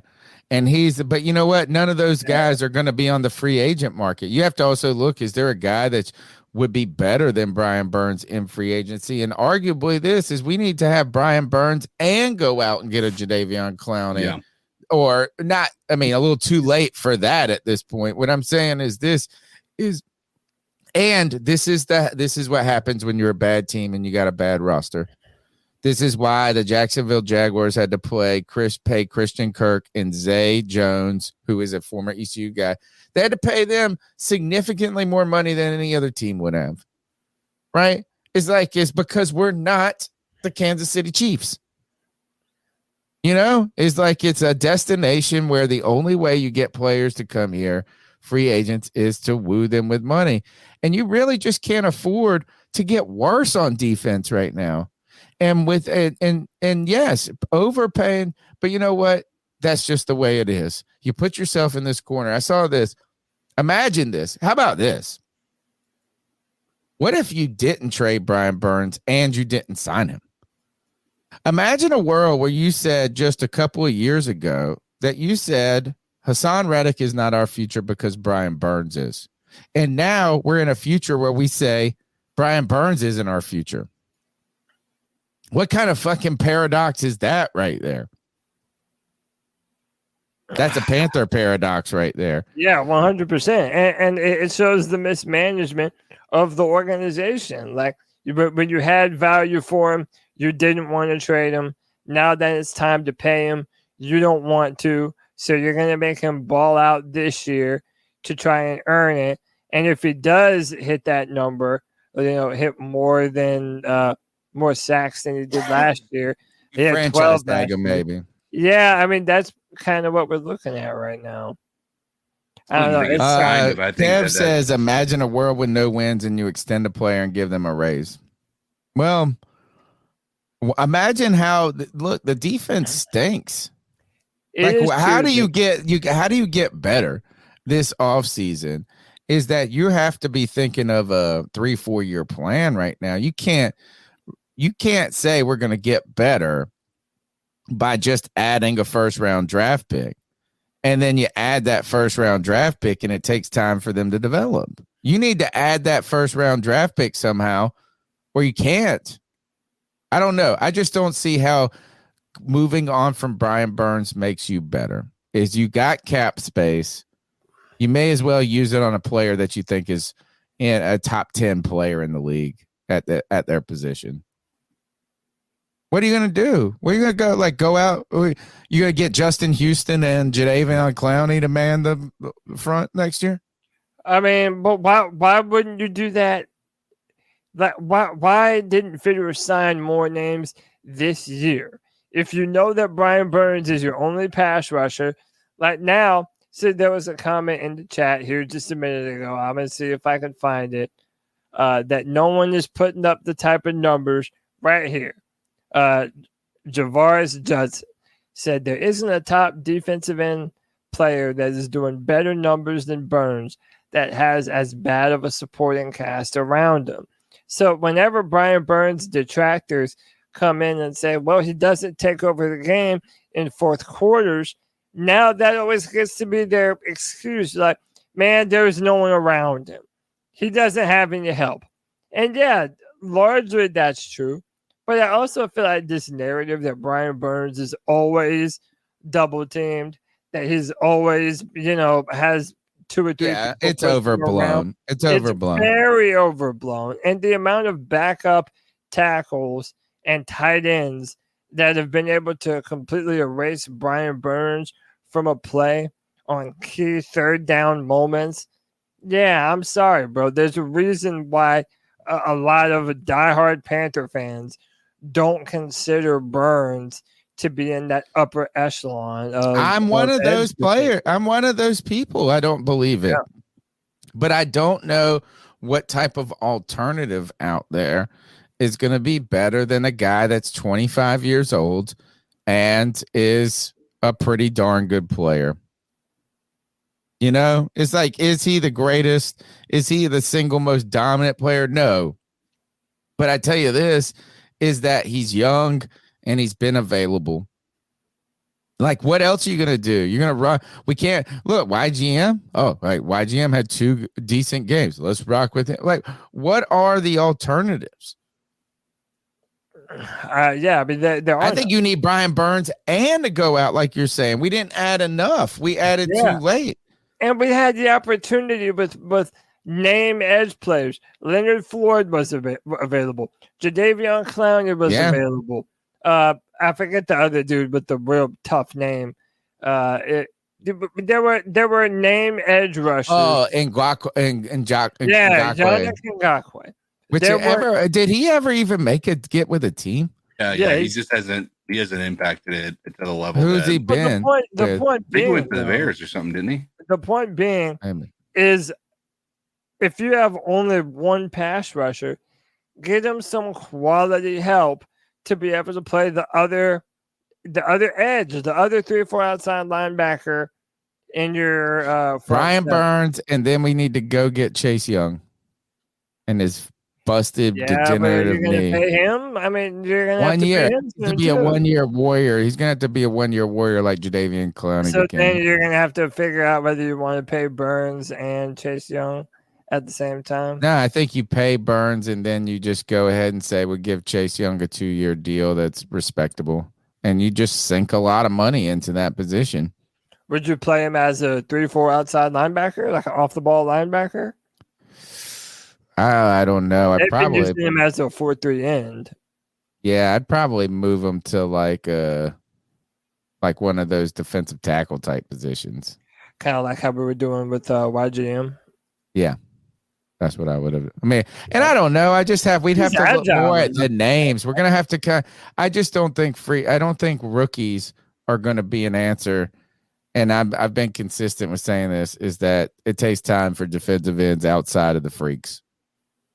Oh, yeah. Right, to get into the league and make a real big impact. Unless you're drafted by the Pittsburgh Steelers, because they always find some. Yeah. All right, let's take another call. What's up, C3? It's Kyle from Spartanburg. For my weekly call, like I've been doing recently. But I just wanted to talk about the defense for a little bit. I know Bryce has had his struggles and could definitely play better, but his defense is not helping him out. So I went back and did some research.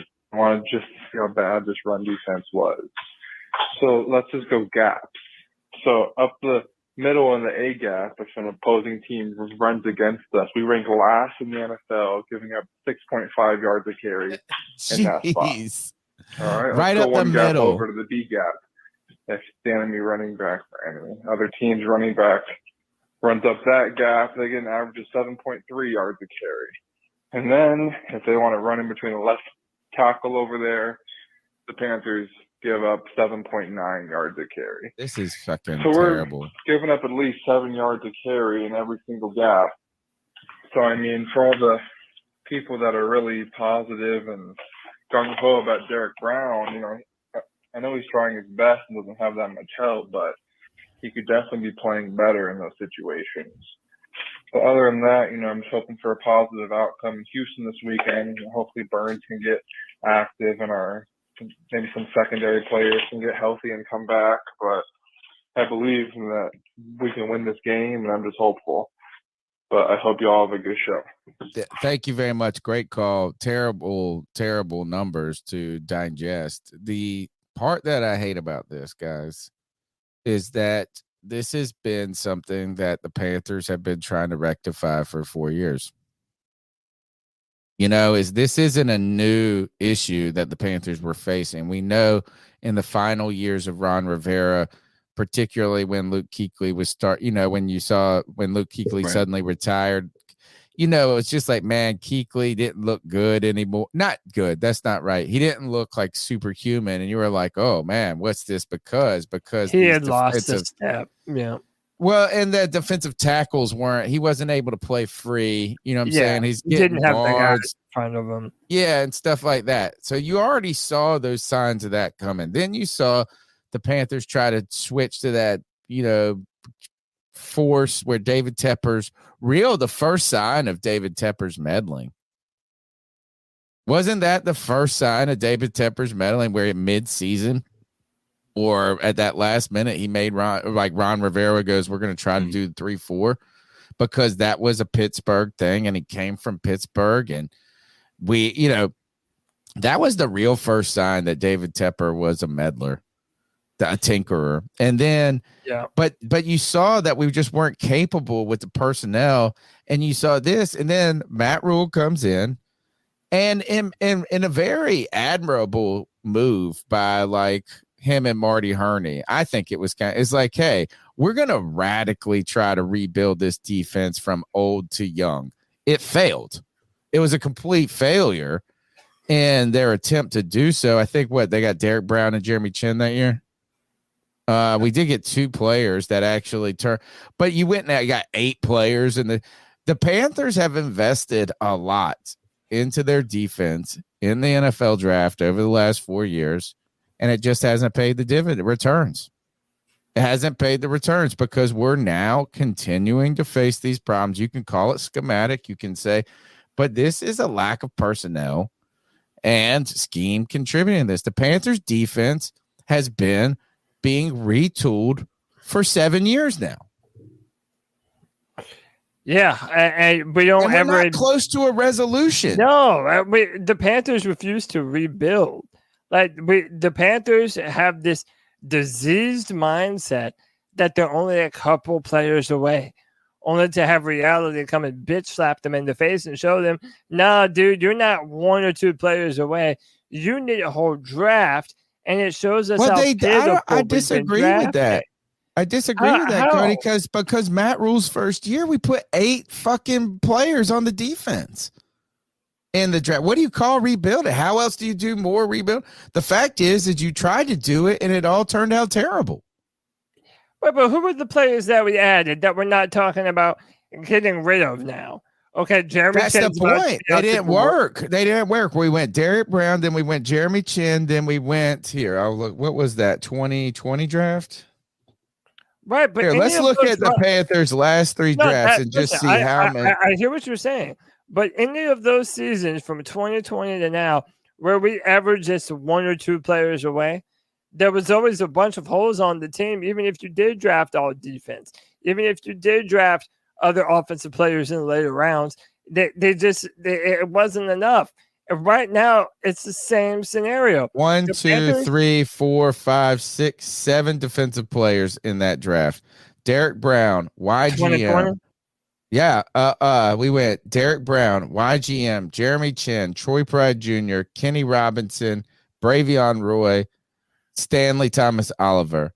Right? You had 1 player right now that's really and it's a sad thing that we didn't get that Jeremy Chin is not even it's like from a guy that was almost defensive rookie of the year, right? And looked like in those first 2 seasons he was promising, You go to the next year, man. A lot of draft picks that year. J.C. Horn, a number 1 draft pick on defense.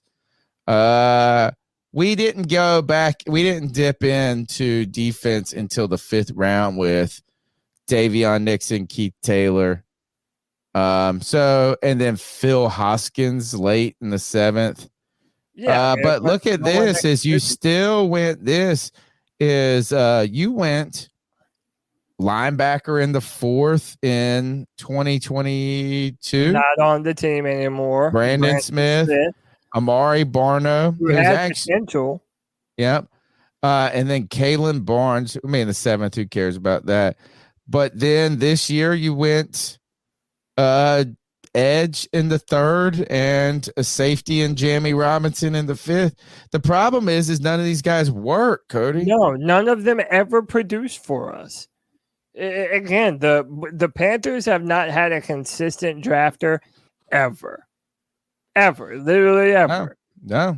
I'm trying to think. When was the last time we had a good draft? I don't know, man. Like the best draft that we've ever had? Like no, not in the last good draft. I mean, probably that one. Probably the one you just mentioned, just because you named 3 starters. Who? Derek Brown, YGM, and Jeremy Chin. Like, I don't even count YG. I think you may not, but like those are at least players that have played meaningful snaps for the Panthers.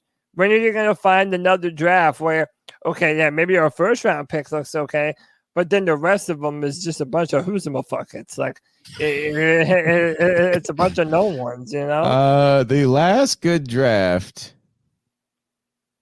God, I would say is probably the Christian McCaffrey draft. We went CMC, Curtis Samuel, Taylor Moton. We got 3 players out of it. Oh, and by the way, you know what? The biggest, I really think no longer on the team. Here's another thing is that we try to find these pivot points or for me, that's like these, like I said, the sign of David Tepper meddling. You know where I really think one of the beginning failures of the Panthers was letting Harrison Butker go. Harrison Butker just kicked another 50. He's kicking 50-yarders everywhere for Kansas City. That was a big one. I think then before that, so you had 2017, we had a good draft. Maybe if you count 3 players. And then you got to go all the way back to 2013. And that one fell into your lap because you got Starr, who fell because of his heart thing, to 14. Then you had K1 and you got AJ Klein in the 5th. Other than that, the Panthers suck at drafting. Oh, yeah. Wow. It is ugly, dude. I know, man. I know. Mm-hmm. Dude, we have never hit more than 3 players in one draft. Dude, it's ever unreal. Like ineptitude in the late rounds. I mean, I just like even not even teams. That. CK is like, think of this. Here, look at this. Brian Burns draft, right? So we say late rounds, but how about just the 2nd round? Greg Little. Crap. Terrible. Right? Will Greer, Christian Miller, Jordan Scarlett, Dennis Daly, Tarek Godwin. That was a 2018. DJ Moore, Dante Jackson, Rashawn Golden, Ian Thomas, Marquise Haynes, Jermaine Carter. That might have been an okay draft. But again, it's so fucking mid, though. Like, dude, those players are dog shit, right. Basically, man. 2015. Shaq Thompson, Devin Funchess, Darrell Williams, David Mayo, Cameron Artis-Payne. Oh, best draft ever, Cameron Artis-Payne. Probably that. Read it off one more time. This one was Shaq Thompson, Devin Funchess, Darrell Williams, David Mayo. I mean, considering how long Shaq has been here, say what you want about Funch. He was. But you're right. You're right, CK. Though is that it's the mid rounds, the late rounds, but we've had a lot of 2nd round misses too. Right. That's another thing. Is you go from Coney Ely to Devin Funchess to James Bradbury. That was a good 2nd round. Curtis Samuel, Taylor Moton, Dante Jackson was second round. Greg Little was second round. YGM was second round. Terrace Marshall Jr. was second round. Matt Corral, third round. Jonathan, so you're not even hitting two outside of the ones. And you can say that we haven't really hit the ones completely lately. Sad stuff. Let's go to another call. What's up, C3? Excuse me. It's Anthony from Charlotte. Hope y'all boys are having a good Tuesday. Hope you had a great birthday, bro. Yeah. This is a long-ass bye week, it felt like. Good birthday weekend for myself. I drank a little too much, though. Yeah, just too much, but it's whatever. This week, though, we got the Houston Texans. This game has long been anticipated. I will be there on Sunday. Yes, I will be there. It feels like 8 weeks flew by so fast. I'm praying we can get a win. Let's hope that, someone was saying this, and I mentioned it in the Twitter spaces. We need to come out and see things that are different adjustments, different game plans, different style of offense, maybe even a different style of defense, or the whole staff needs to be canned. Because when you're 0-6 going into a bye week, most of the time, that's when you look yourself in the mirror and you say, okay, we need to change up what we've been doing because clearly it hasn't been working. So that's what I hope we can see in this Texans game. Just let Bryce be Bryce. Let him throw the ball deep more. People are complaining about how his deep ball hasn't been there all season, and trust me, it hasn't. Over the middle it has, but on the sidelines, no, it hasn't. And I think this comes down to two things. One, the chemistry with the receivers. And two, he just hasn't thrown the deep ball enough at all, like in-game reps at all. So let him throw the deep ball more. I see we're getting Austin Corbett back. That's a huge positive. To our offensive line. But Jeremy Chin and I forget who else went to IR. YGM. Yeah, two guys. Our defense is so fucking banged up. It's really bad. So again, this comes down to I know people, I'm not really even asking for wins at this point. I just want us to be competitive. Like, I know that the defense has been the biggest culprit on the team, and hopefully Thomas Brown can just help this offense look, a good amount better from game to game. Because I think about this, like, unless you have the 2018 Chiefs offense or the 2007 Patriots offense, your defense, if it's, dead last, or even the 2011 Packers, if it's dead last in the league and your offense is just middle of the road, you're not going to be winning games. Well, we know we're not, but we want to win you're a giving game, up 31 not points a game. games. It's way too much. So give me your thoughts on that. I'm excited about this week. Anthony from Charlotte. Thank you, Anthony from Charlotte. Happy birthday. You always drink too much on your 21st, or at least that's what happens to most people. We don't want to win games. We want to win a game. And I know the defense, though, for the first 3 weeks was a bright spot. Now it's been hobbled by injuries. I just thought, you know what, I don't care how you win this game. If you lose this game, it's really going to be hard for the narratives. It's just going to be hard, and it's not. You think that you're going to turn on ESPN or Good Morning Football, which I like Good Morning Football. I don't watch it a lot, but I like the guys that are on it.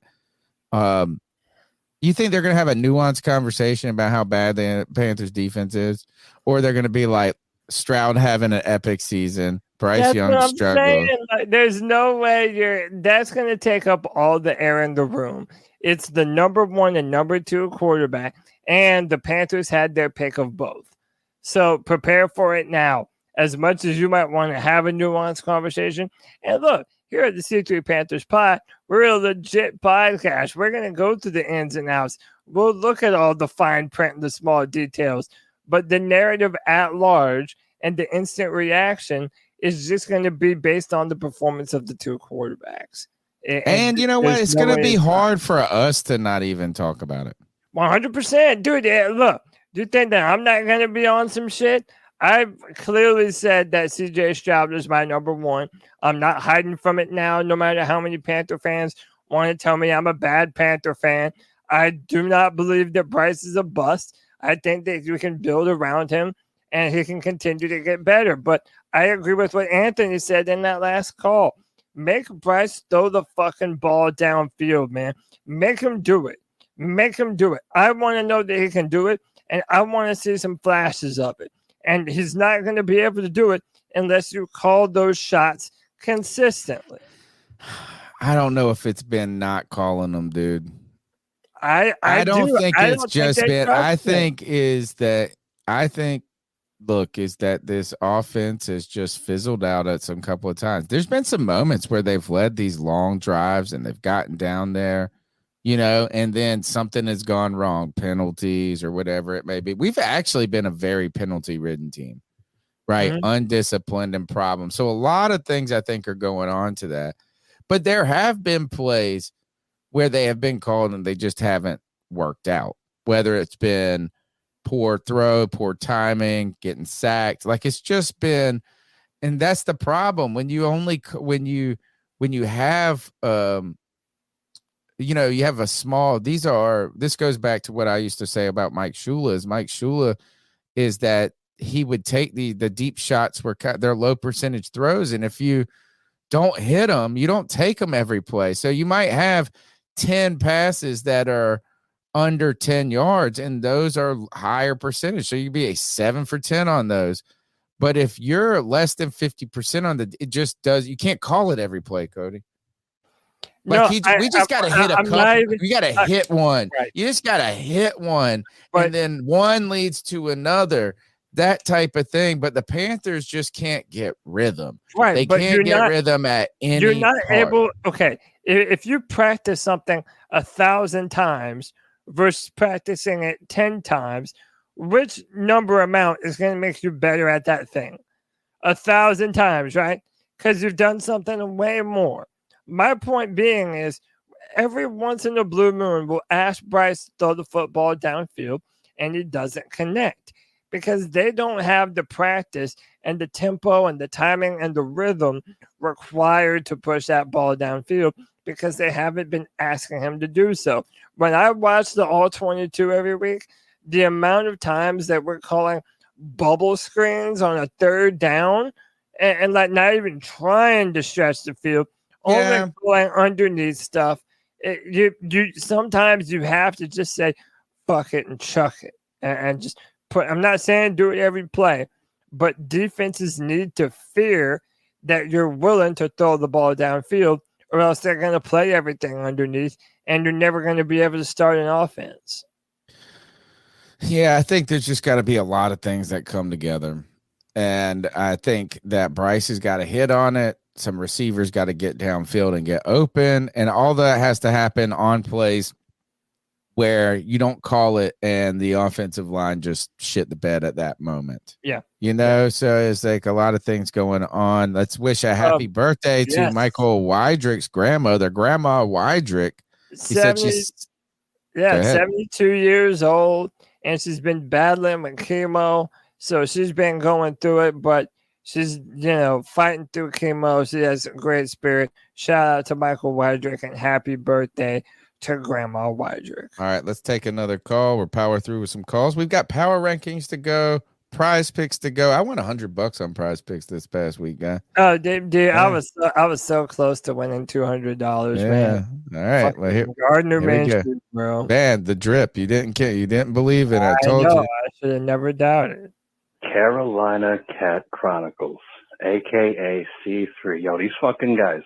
What's up? These fucking guys. You got Tony, you got Cody, you got CK, you got Greg.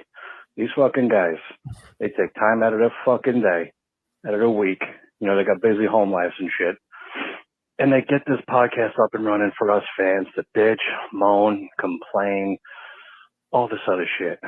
So you got to give it up for these guys. These fucking guys. Without these guys and the therapy sessions, this fucking the guy, Tuesday show, the Friday show, post-game show, even as depressing as it is, hey, it gives us something to do, something to bond about, being a sad little fucking Panther fan. You know what I mean? So I know it's a little different than previous segments of you fucking guys. But these fucking guys, you got to give it up for these motherfuckers, man.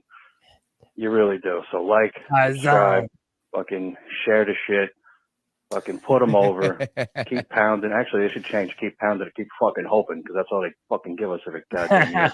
You sons of bitches, fucking jabroni, prick, bastard, jerk off. Anyway, love you guys. Love the show. Love Vanilla. Keep fucking pounding, bro. Keep pounding, brother. Our Paisan right there. That's Hey, our this Paisan. fucking guy, salt of the earth, is he not? Oh man, Monster Subs, Spartanburg, the highlight. It was the highlight of my trip to Spartanburg, to be honest. Yeah, I love that. You know, you think there is like, oh, we're like Brazil could be so fucking you know what? I tell you what is that's hope and dreams. I tell you, you go and you get the Godfather at Monster Subs. Or you get those peppers, those stuffed peppers. They're spicy. You better watch out, folks. But man, real look, highlight. Actually, and another thing, the real highlight too was us doing a live podcast together for the first time. I know, man. That was an incredible moment, and it feels as though that's going to be a yearly thing. It's got to be. It's got to be. That's going to be a great fucking time. All right, next call. What's going on, Panther family? D, Sanford, North Carolina. Once again on a Tuesday night at work. I've had time to heal from the bye week. I'm refreshed. I'm ready to be overly optimistic. I will still say that the sky is not falling because now we have an opportunity to have a whole new season. Maybe the season didn't start like we wanted it to, but we have the opportunity to start cleaning up and performing in a manner that we can be proud of, they can be proud of, and we can build from, because that's the most important part. Austin Corbett possibly could be playing. I'm highly excited about that. Something more stable on the line. Oh, and shout out to all of y'all, Tony, Cody, just the whole C3 family. Y'all do a tremendous job. But like I said, we're going to keep pounding. I feel like Bryce is going to show us Sunday while we drafted him number 1. Keep pounding. First win coming to Sunday. Second win coming the next Sunday. I hope so, man. Calling it now. Panthers going starting they run. And let's be honest, the NFC South is really not that strong. We're not even really technically that many games behind of the division. Keep pounding, family. Could you imagine? Look, let's dare to imagine for just a moment where all of a sudden we, just like last year when we thought there was nothing to play for, and then you fire Matt Rule, Steve Wilkes is the guy, but then it just slowly starts to turn itself around. God, could you imagine if that happened to us again this year, man? I need it. I need it for a couple of reasons. One is that I don't want to go through another coaching hire right now. No, and I don't want to give the Bears the number 1 pick. No, I don't want to do that. I want to just believe that it can work with this staff and this quarterback. And, running off 4 or 5 games, maybe even 6, finishing 6. If you win 6 games, I'm sitting here going, you know what? Was it disappointing? Certainly. Was it disappointing? Certainly. I had higher hopes, but we can build. We can build. You win 2 games, I'm thinking, man, shit, everything. I mean, you're wondering, should Frank Reich come back? I don't want to go through the search again. Yeah, me neither. I just don't want to go through it, but we might be going through it. But no, so let's dare to imagine a future that we just thought 6 weeks ago was very tangible, was very realistic.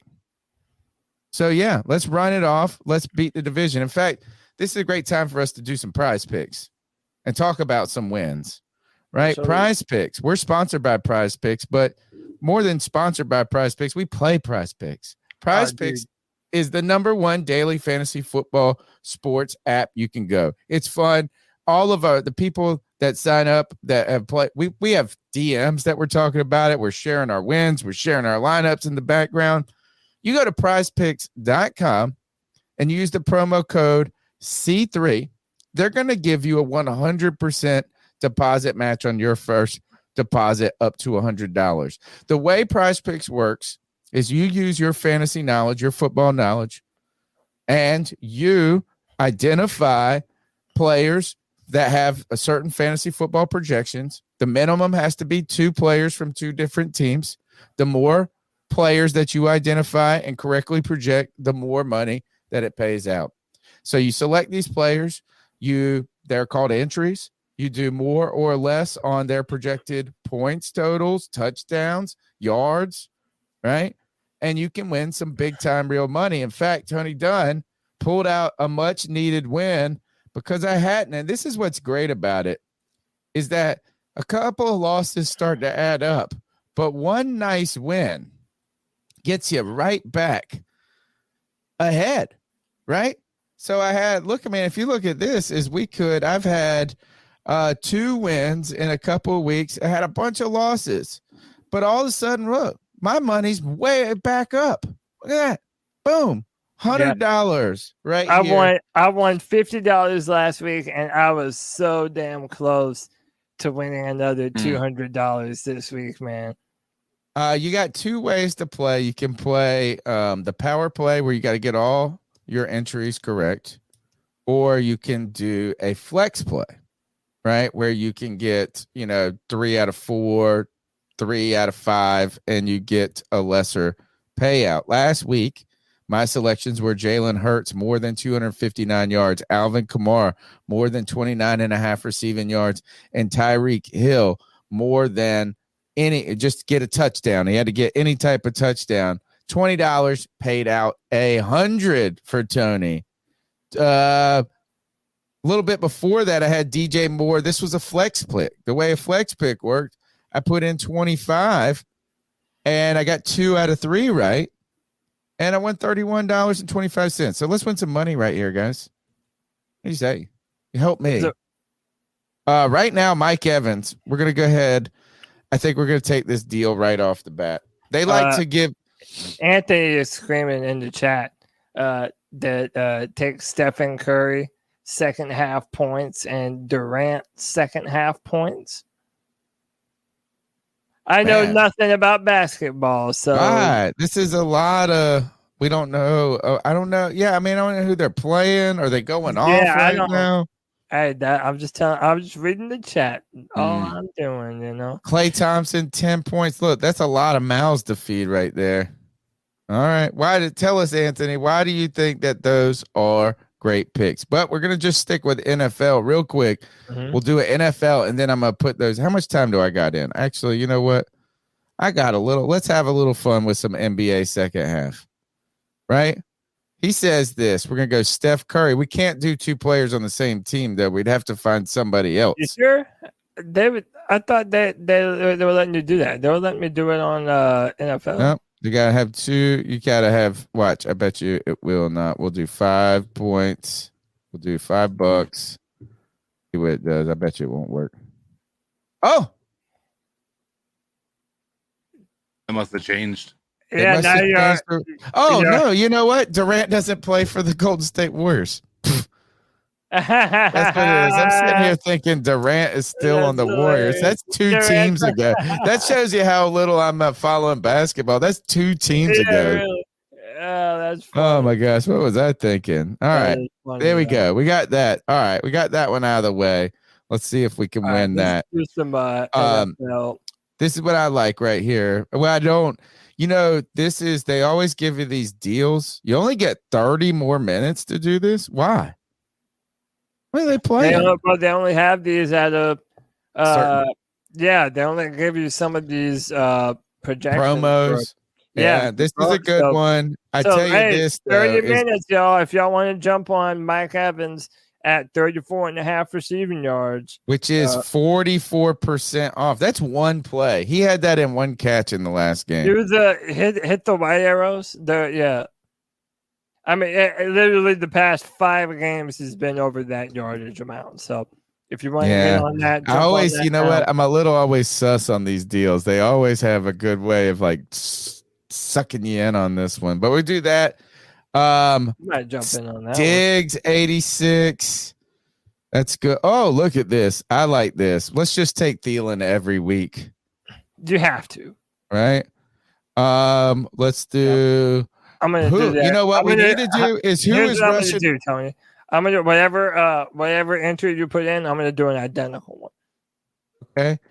Ah, man, we can't get a rushing yards. They don't have a running back. Yeah, it's early, so right now they don't have all of the ones that we'll have on Friday, for example.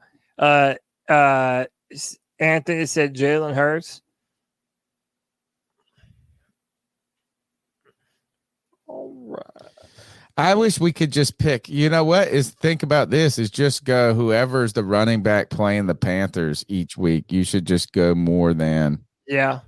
Check out this one. AJ Brown's on a historic run right now. I like that, man. Look at these numbers, dude. Oh, look at this. 137. He's had over 125 yards in 1, 2, 3, 4, 5 games in a row. That's crazy. They're thinking, man, it's going to be the time. The drop off. You have more. Click more for Adam Thielen. Or did you? This one? Yeah, you already. Oh no, I haven't done. Yeah, I got to do the. Yep. Yeah. Okay. Anthony said the Russian touchdowns for Jalen. I feel like this is a lock each week. Who is it? Oh, it's every other week right now. Kelsey's getting a touchdown. See. Hey, how about Puka Nakua? He's at 70.5 receiving yards against Dallas. Against Pittsburgh, he went for 100. Where has Calvin Ridley been, dude? I'm not sure, man. Pickens. Ooh, Pickens is a good one. They're starting to cook a little bit. Playing Jacksonville. Oh, I kind of like that. Cooper Kupp is back. See, let's do a couple. Let's see, rushing yards. Cook. Allen 23.5 versus Tampa. Najee Harris versus Jacksonville. Travis Etienne. He's been cooking, but it's all receiving. Swift. What's his look like? Man, where have they been at? See, that's going to grind down. Oh, Washington. Don't know if I love anything. Let's see. Passing yards. Let's see. Allen versus Tampa Bay. He's probably going to blow it up. And rushing yards? Oh, Bryce Young. 210. What do you think? Oh, is that passing yards? Yeah. Oh, man. Gardner Minshew. Well, New Orleans defense is good. Jalen Hurts versus Washington, 254. That's going to slow down, though. But look, I don't like this is a trap game. Not a trap that they're going to lose, but it's going to be like a 17-14 game. Lamar, this is the truth right here, dude. Did you guys watch it? He fucking is cooking, dude. He is cooking. Oh, I like this. Look, I'm going big time. They have 43.5 rushing yards for Lamar Jackson. And I would be tempted to go less since he's been passing the ball more. Right. I know. I don't look at this. What if we did? I wonder, can you duplicate this entry? Can you do this as a power play? Why and is it only give you 1, 2, 3, 4? I kind of don't think so. See, watch this. Let's see if we do this. 10. $10 plays 100 there. And then look, can we do the same entry? Who do I have? Bryce. We'll do one more. Let's do a flex.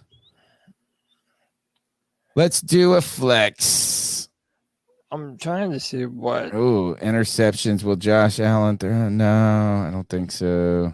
Stafford versus Dallas. 254 passing. I don't know about that one, man. What, you worry about their pass rush? Yeah, I mean their pass rush is decent. I don't Trevor know. Lawrence not been passing a lot. It's not time to go off. Now look, Justin Herbert. Too many. Justin Herbert's playing the Bears. But they're gonna. Do they have to? They don't have to score a billion touchdowns. They got 274.5 passing yards. Ooh, I like Goff here. Goff. Let's do Goff. Let's do. You think Josh Allen gets 24 rushing yards or too much? Oh, that's tough, man. He hasn't been picking it up. I like this. What happened to Breece Hall last week? Why did he only get 39 rushing yards? God, what number do I like? Did you already put one in? Yeah. Okay. Oh, remember, there's also field goals made. Evans, Godwin, Davis, Cooper Kupp, 91, CD Lamb versus the Rams. He's about to go off again. I want one more. Puka, Christian Kirk, Deontay Johnson. Didn't he have a big week last week? Yep. Oh, he might start. Might go like that. And is Kyle Pitts? You know what? I'm going AJ Brown. I'm doing this. I'm doing Moore's. Yeah. Do 20 more. Which one are you doing? What, AJ Brown for what? For which one? More than 88.5. Receiving yards? Yep. He's had 120. I mean, unless he just falls off this game. All right, that's PrizePicks. Use the promo code C3. You get a 100% deposit bonus up to $100. Right now, the way my entries are going to look right here is I've got $20 on 3 picks pays $100. $10 on 4 picks pays $100. So I made $100 last week. I'm risking $30 with this week with the opportunity to win $200 more. That's fun stuff right there. Makes it fun to watch. Let's go Bryce Young more than, folks. We'll come back on Friday and do PrizePicks on the Friday free-for-all. And there will be even more numbers to pick from going forward.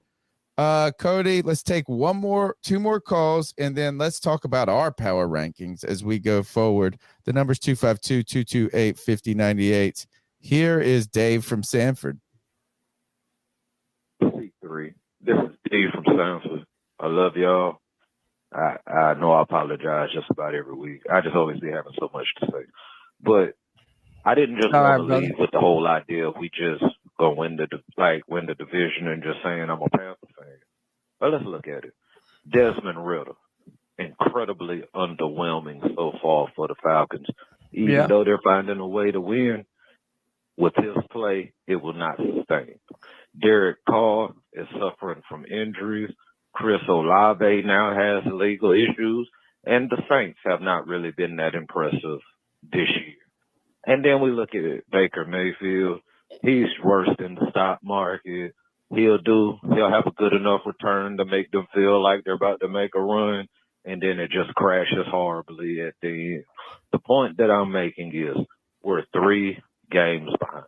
I understand there's no room, there's not a lot of optimism when you haven't got that win, but in a lot of cases, that first win can lead to more productive wins and a better situation. Frank Reich traditionally has started slow, not giving him no pass at all for anything. And I'm highly optimistic about Thomas Brown. All I'm saying is, family, technically right now, we are 3.5 games out of the division. Let's fight for the division. Let's hold our head up high, and let's keep pounding. Once again, shout out to Tony and Cody, 2 of my favorite Panther fans. And shout out to the C3 family, the greatest fans for podcasts and Panther football. Appreciate you, D. And shout out to just the C3 Panther Podcast itself for giving us this platform to be able to let out our thoughts. I love y'all. And get love you, man. Can't wait to continue listening. Man. Oh yeah, I love messages like those, man. How does it not just warm your heart, man? Love it. Shout out to D, man. You're the homie, bro. All right. We'll do one more call, then we'll do our power rankings. Is this the last one? No, we got a couple. Hey guys, more. It's the girl that makes them howl, aka Joey the Blind Panther. Calling to talk about something that I deliriously thought last week, and my friend actually said I'm not crazy. And then, hear me out. I know we're so down in the dumps that we can't positive. What the hell does that mean? Is that even real? Yes, it is. We still go 8-9, guys, because two things happen, and I don't think. I mean, one is inevitable; it will happen because thank God we haven't lost too many key players for the season. If we've lost any, knock on wood, but all that has to happen is if Thomas Brown can get this team playing with some balls, okay? I mean, we're already 12th. I mean, we're already in the top half of the league in scoring, okay? Okay? We're already top in the league in scoring and with this bullshit. So if Thomas Brown gets these players to do things that they're not doing, that they need to be doing, it would stand the reason that we would be even better at scoring, okay? And then if we get a few players, especially on defense, where we're paper thin, if we get some of them back from injury and then our defense doesn't look like a shit show like it looks now, we've been beat 186 to 105, okay? We've scored 105 points with this bullshit. We've gained up 186. Okay, our defense is clearly the freaking problem. But I think if Thomas Brown can energize this team, we can get a few players back from injury, we're not going to finish the season the way we are now, guys. I know you all, are talking like that. And guys, let's not worry about tanking because Chicago has our pick. So no tanking this year, guys. Anyway. Wow. Yeah.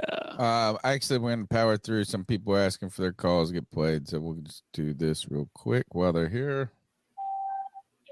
Hey, what's up, C3? This is Al. This is Al. Just want to say what's up, bro. What's up, Al? Family, I don't know, dude. Just want to say hello, and hopefully we can win this week and we can start progressing. All right, guys. Later. Here, he's got another one. He said he got a little bit more to say. Thought it over. Oh, yeah. Okay, I got a better call now, guys. This is Al again. Yeah, man, Hayden Hurst has never been that good. I've told you guys this. You guys want to make him seem like he's like a Mark Andrews or a Kelsey Light. No, bro, he sucks. He's always been the same trash. He's on his fourth team. He's not that good, dude. He's never been that good. He would never be that good. He's a Jag, another player. He's just another guy. All right, guys. Thanks for taking my calls. I want to hear them. So thanks, guys. Later. I mean, it's not an incredibly far out thing. Who were we looking? We were, let's see. I'm trying to feel if there's any basketball. I'm trying to watch this basketball in that game now that I got this prize pick on it. What's up, C3? JJ calling in real quick. And I don't know. I just wanted to give my quick 2 cents, if you know what I mean. Really just wanted to say, hey, there's still some stuff to keep our heads up about this season. Jesus. I still think, there are some games we could look forward to. We could win. I think, maybe we could win this week, honestly. I really challenge Bryce Young to play one of his better games of the season this year. If there is a game this year that he was circling on the calendar, it was probably this one, just like every other fan of the Panthers was probably circling this game on their calendar.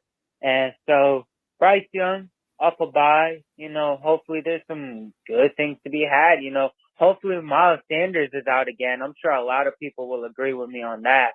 I think it's clear Chuba Hubbard's better. I think it's time Tony Dunn starts to admit Chuba Hubbard's been putting in work this year. Even if he isn't the greatest running back ever, he's still gotten better, man. And I think credit's due where credit is due, even though we are 0-6 and everyone sucks. I still give credit for Adam Thielen being our best player this season. But yeah, still things to keep our heads up about. We got Austin Corbett coming around. Well, hopefully we have JC Horn coming back around the corner here soon. Hopefully we get a few more wins. I hope people come on Twitter Spaces for Monday and Thursday shows at 6:30. Follow DJ Skills Panther Pickle and join us with Cody on the Friday free fall. Yeah, Jesus. And film studies coming up soon. Nothing too much more. Shout out my Buckeyes for getting that clutch win this past weekend. And yeah, just keep pounding all 20 C3. What kind of credit?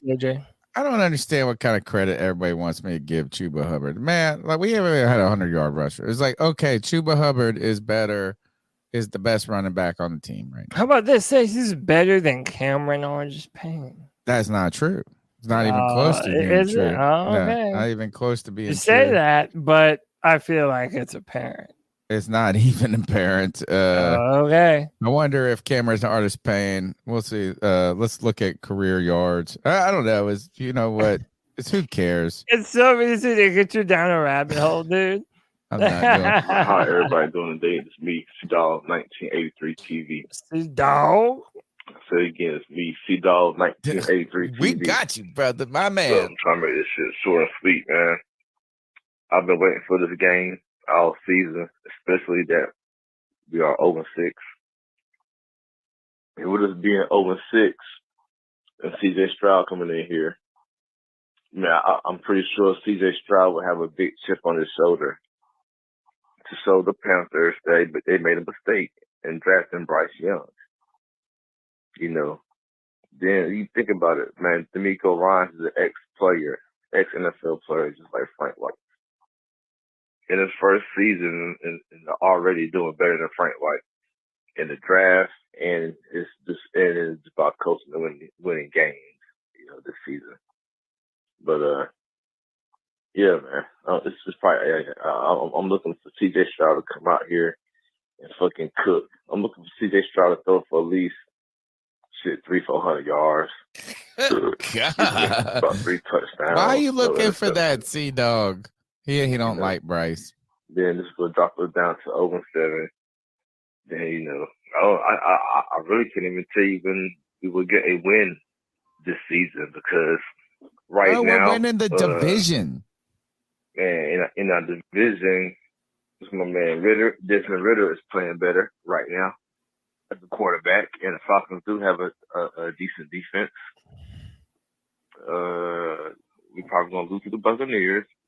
Hopefully we can split with the Bucks. Then we probably gonna lose to the Saints again. They got a pretty good defense. So man, it's gonna be a long season. But whenever you come in here, make sure you hit the like button. Make sure you subscribe to this great content.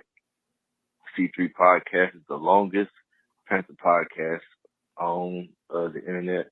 10 years going strong now. They're live every Tuesday.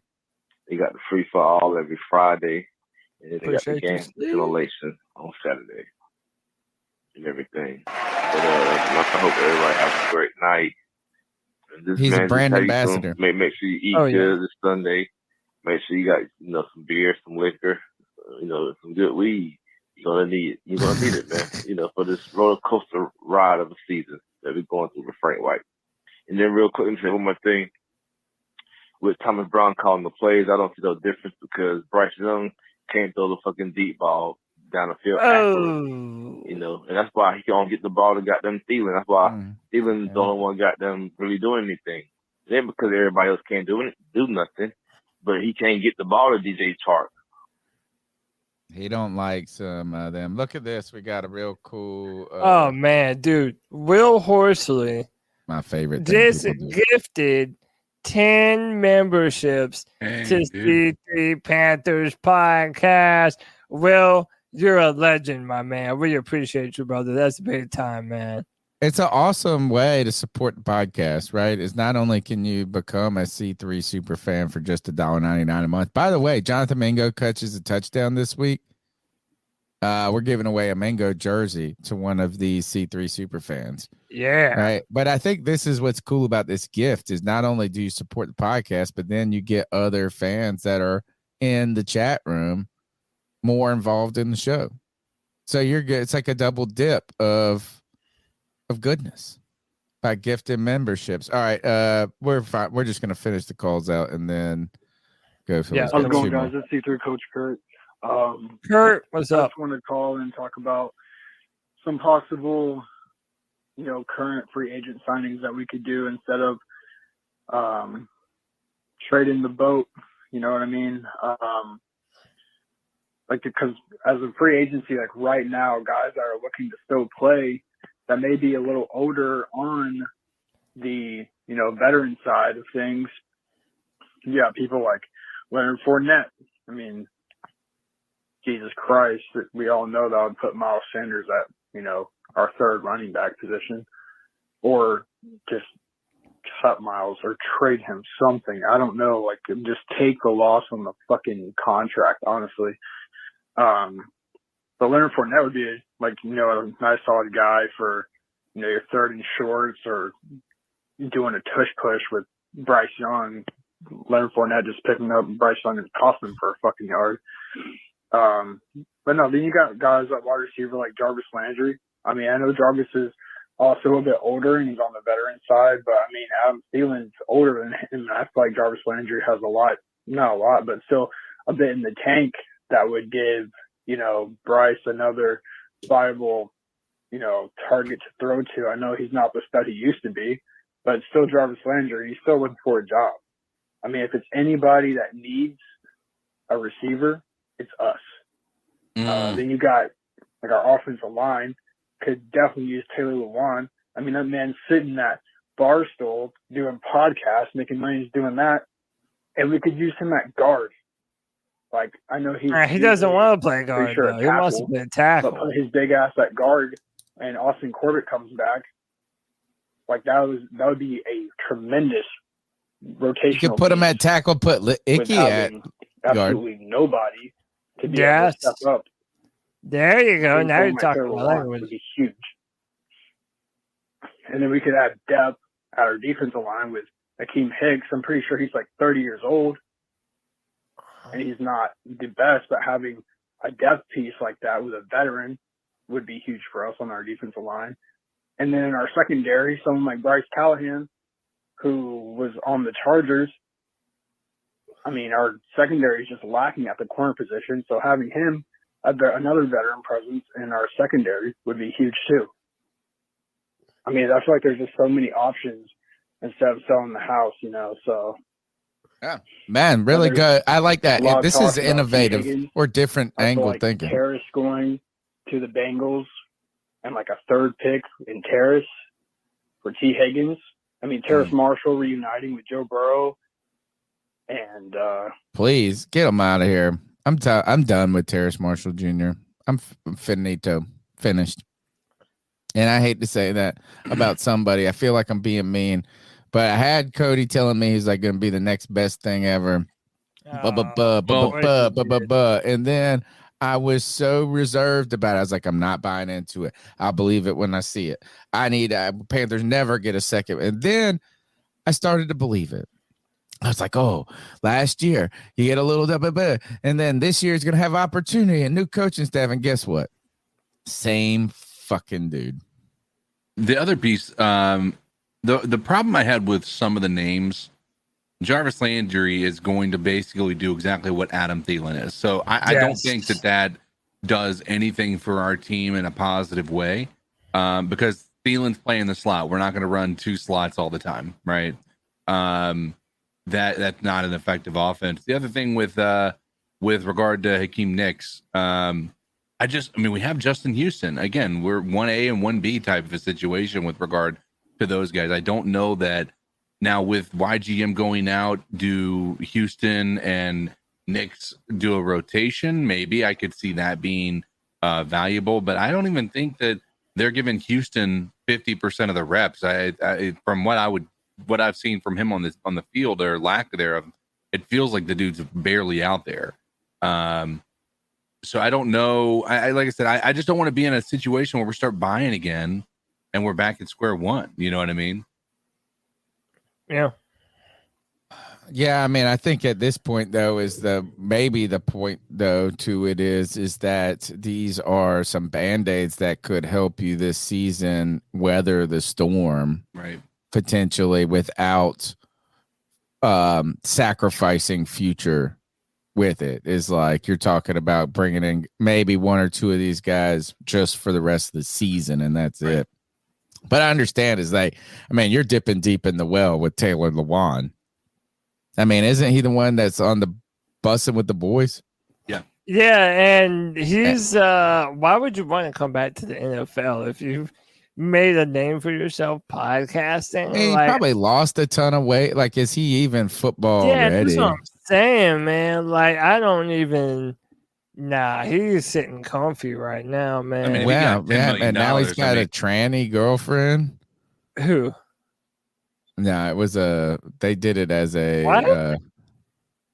It was a joke. It was like they put out a picture of them together. And you didn't ever see this? Yeah, no, that Jeffree Star. Yeah, I mean, it was not it was. They did it on purpose. It was like right. They were trying to. But that was just now. I'm just buying into it. All right, I wanted to go to this. First is that I was thinking about this. Is just after this week. I go on Pirate Radio each Friday, and we do picks, NFL picks each week. Not against the spread, but just straight up picks. And we keep up with the record all season long. And I had a tough early couple of weeks, but not this previous weekend, but the week before I went 11-3 in my picks, right? Like the best week. Started pulling ahead. This past week, man. Now, thank God, is like the entire panel was so terrible. But I did so bad this week that like we almost should just not talk football. And I want to tell you this is that I got, and I think I might have done the best out of the whole panel. My friend went 3 and whatever he said, but I really felt like a lot of the scores from this past week, there was some real big upsets that were problematic that no one really could have. I mean, I think it would have been crazy to stupid noise all the time. What was this, week 7 we were in? This past? Yeah, we are. Yeah. So look, is the Bears over the Raiders decisively, the Bills over the Patriots over the Bills. Like, who's going to get that, pick that too? The Giants. I missed the Giants over the Commanders. I missed the Bucks. I had the Bucks over the Falcons. That one was a coin flip. The Steelers go west and upset the Rams, but you had the Broncos beating the Packers. You had and the Vikings over the 49ers. I got the Eagles right. I think I went like 6-7 or something like that, or 5-6 or something negative. But it made me start thinking about what Cody says. Is that after week 6, we really start to know who is for real and who's for not, right? Is that you always have these teams that start out 3-0, 2-0. They're bad. You have a team that starts out 1-3 and they turn out to be good. This is Big Cat from Barstool. I just looked up this. This kind of was just funny to me. His rankings were, let me see. I'm going to pull it up on my screen just so I can see it better. He went juggernauts, Super Bowl contenders, almost Super Bowl contenders. If things break right, a chance, just saying. Super Bowl contenders, if the season started week 7. Fraud watch, bad teams right now, frisky and fun. Not the number one public university in America. He doesn't like Florida, obviously. Cheaters. He doesn't like Michigan either. Derek Carr, formerly Kirk Cousins. He has sick of their shit. Josh McDaniels is fat and dumb, ass and super ass. The Panthers are in the super ass category. I thought that it was just funny. Let me see. He said, let's see, frisky but fun. Which one was that? Frisky and fun. The Colts, the Texans, and the Falcons. His top 5 are the Eagles, the Chiefs, the Ravens, the Seahawks, the Jags, and then he's got the Bengals, the Cowboys, Jets, Steelers. That's weird that he has the. I mean, the Jags are a good team, but I feel like most people probably don't have the Jaguars. I don't think they're there I think yet. a lot of people probably don't think that. But if we go to Dave Jam, so I looked at him Dave more. Damashek, Yeah, it's like this is a real list. And so, Cody, if we go down this, can we just quickly run through the list and tell us who? Yeah. Week 6, we're in week 7. We're going into week 8, right? Yeah, that's right. So let's just make it simple. Let's label them contender or pretender. Well, how about there's got to be 3 levels? Wait, okay, or just bad. Or so we want pretender. We won't get the reason why I make my week 6 demarcation, right, is because you can have a really good team through 6 or 7 weeks of the season that will then proceed to fall off the map the latter half of the year. And I feel like this happens almost every year. So, let's do contender or pretender, especially with the top of the list. Chiefs, Eagles, contender. Yeah, easy. That's so easy, man. There's a question about the Philadelphia Eagles, but yeah, they're still contenders. This is wild to me. Lions, Dolphins, 49ers. All right. People are going to get mad at me for saying this. Maybe so, maybe not. I think the Detroit Lions got exposed, and I do not feel that they are a legitimate contender. I feel like they're a feel-good story right now, but I don't necessarily know that they're going to keep this up. Yeah, they were a feel-good story. I mean, they're still 5-2, but it's like at the same time. I say contenders, but I hear this. I hear what you're saying. Like Dan Campbell, that's why. No, I think that they have enough pieces on offense and defense to be a contender. I don't think they are flash entirely in the pan, but I think that the Lions and Dolphins both suffer from the same syndrome, and that is they can't go on the road. They can't win the big game. No. The big game. The Dolphins can't beat. The Dolphins were 5-1 before this game. Guess what? They couldn't beat the Bills. They need to beat the Bills. That's a statement, right? You go to Buffalo, you beat them. It's a statement. The Lions going to the Ravens, winning that on the road, statement. Could be a statement game. They just couldn't. They got blown out. I picked the Ravens to win. I wasn't going to be wooed by it. I picked the Eagles to win. I won't go be wooed by it. I think both of these teams are contenders, but they also are pretenders until they get over that hump and beat a game that they aren't supposed to win, basically. Or that's a tough game. You know what I'm saying? Where they're just not favored. It's not playing the Panthers. It's not playing whatever, right? Is that you got to go on the road and beat the fucking Eagles if you're the Dolphins and you're for real, and until then you're pretender. So I'm kind of they're contender pretender for me. I think there's a pretender potentially in the San Francisco 49ers. This one what do you think? Why do you think I mean, it's 2 weeks in a row. Last week they went up against the Browns, who have a really good defense, don't get me wrong. Yeah. But the Colts just scored 40 points on that defense. And they were going up against PJ Walker the entire game. PJ Walker apparently didn't look great in that game. And Brock Purdy didn't look good. Then we go to this week, and Brock Purdy looked mediocre. He looked pretty good. No, man, he was balling for a little bit, dude. Like he was he doing might have fine. had for a good. Maybe for a quarter and a half, but after that, the dude fell. Like he was just. I think I turned it off. He crumbled. He crumbled, dude. Like like the first thing that they talked about was how good he was, and then that drive that they were talking about, that he threw that bad interception where he just nobody was there. Again, no, it's bad games happen. It happens 2 games in a row. Right. They were able to shut down that offense pretty much. He had 2 picks. Easily. One was late in the game. 21 for 30, 272. Christian McCaffrey couldn't get the ball going. I mean, I think the injury showed. I think he was running kind of funky. Yeah. This is wild, though. You want to know why they lost? Kirk Cousins dropped back for 45 attempts, and he didn't get sacked one time.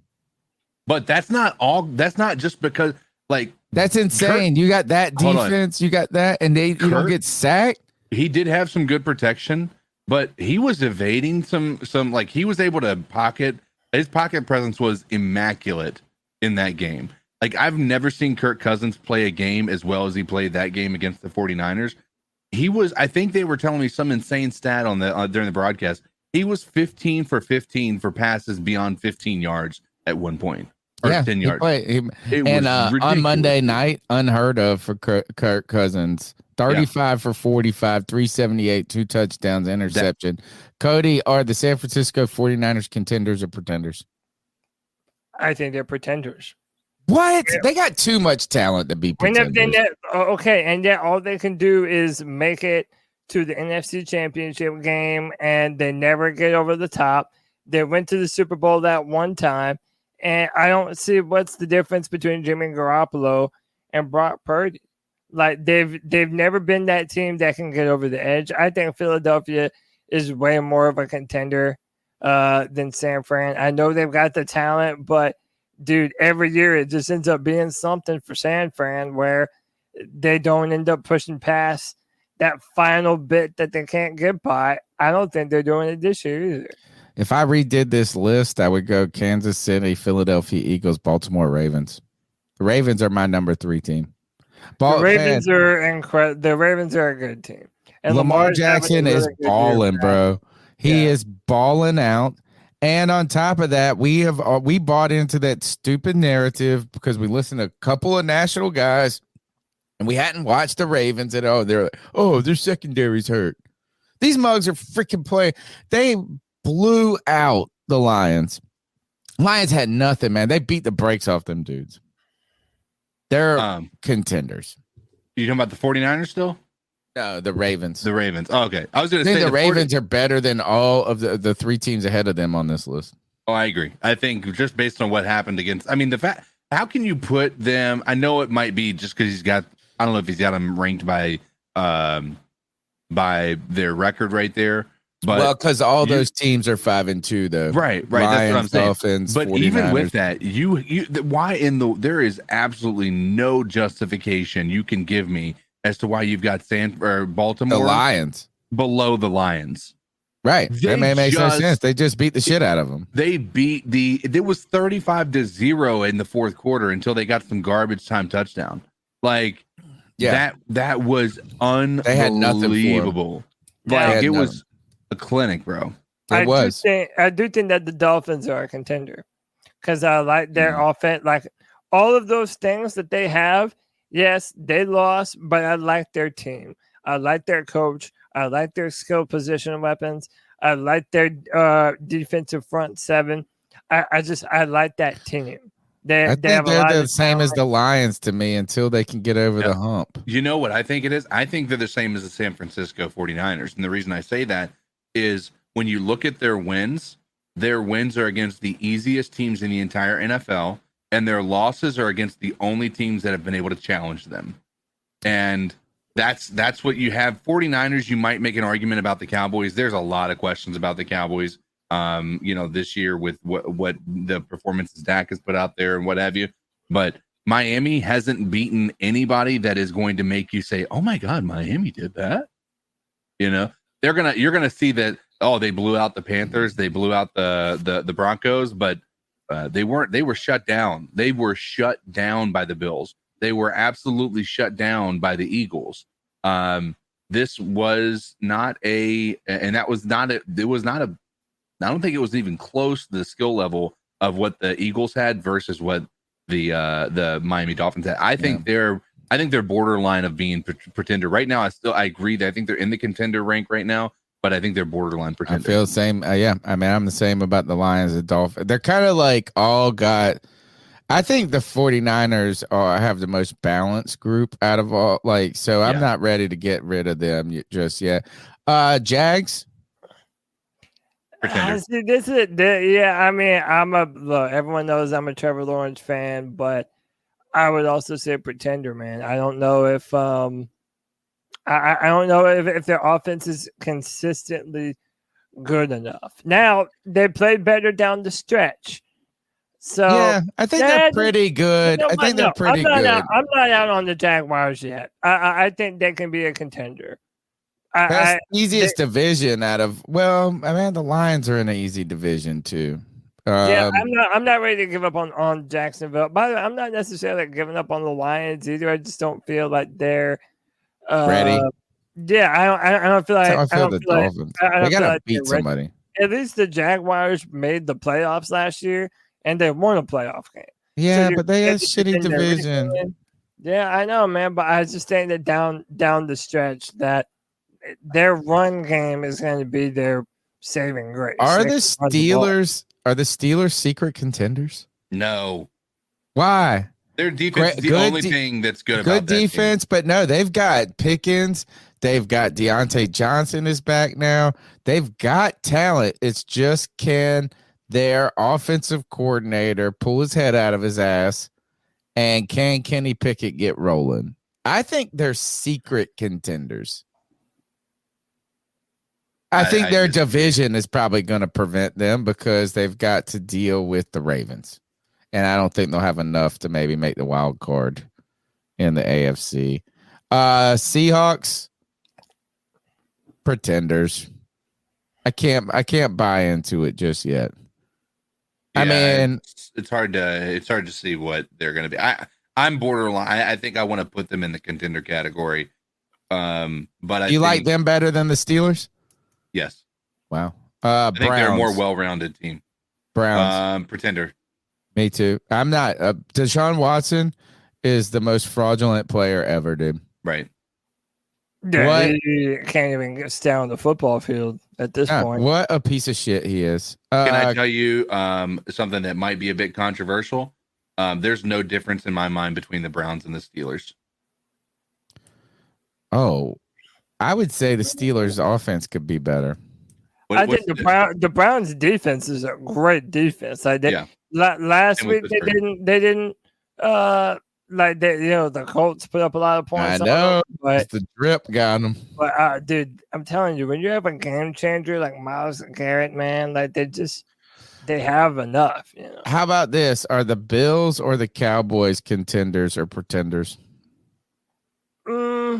Both. Oh, yeah. I mean, it's and the Bengals. There's 3 teams on this list right now. 1,000% pretenders right now. But hold on, man. Like that's the whole point of my Week 6 theory is that the first half of the season can be a mirage. Like there are teams that are good on this list that are not going to finish good, and there are some of these teams down here that are kind of. Didn't they start 0-3? The Bengals.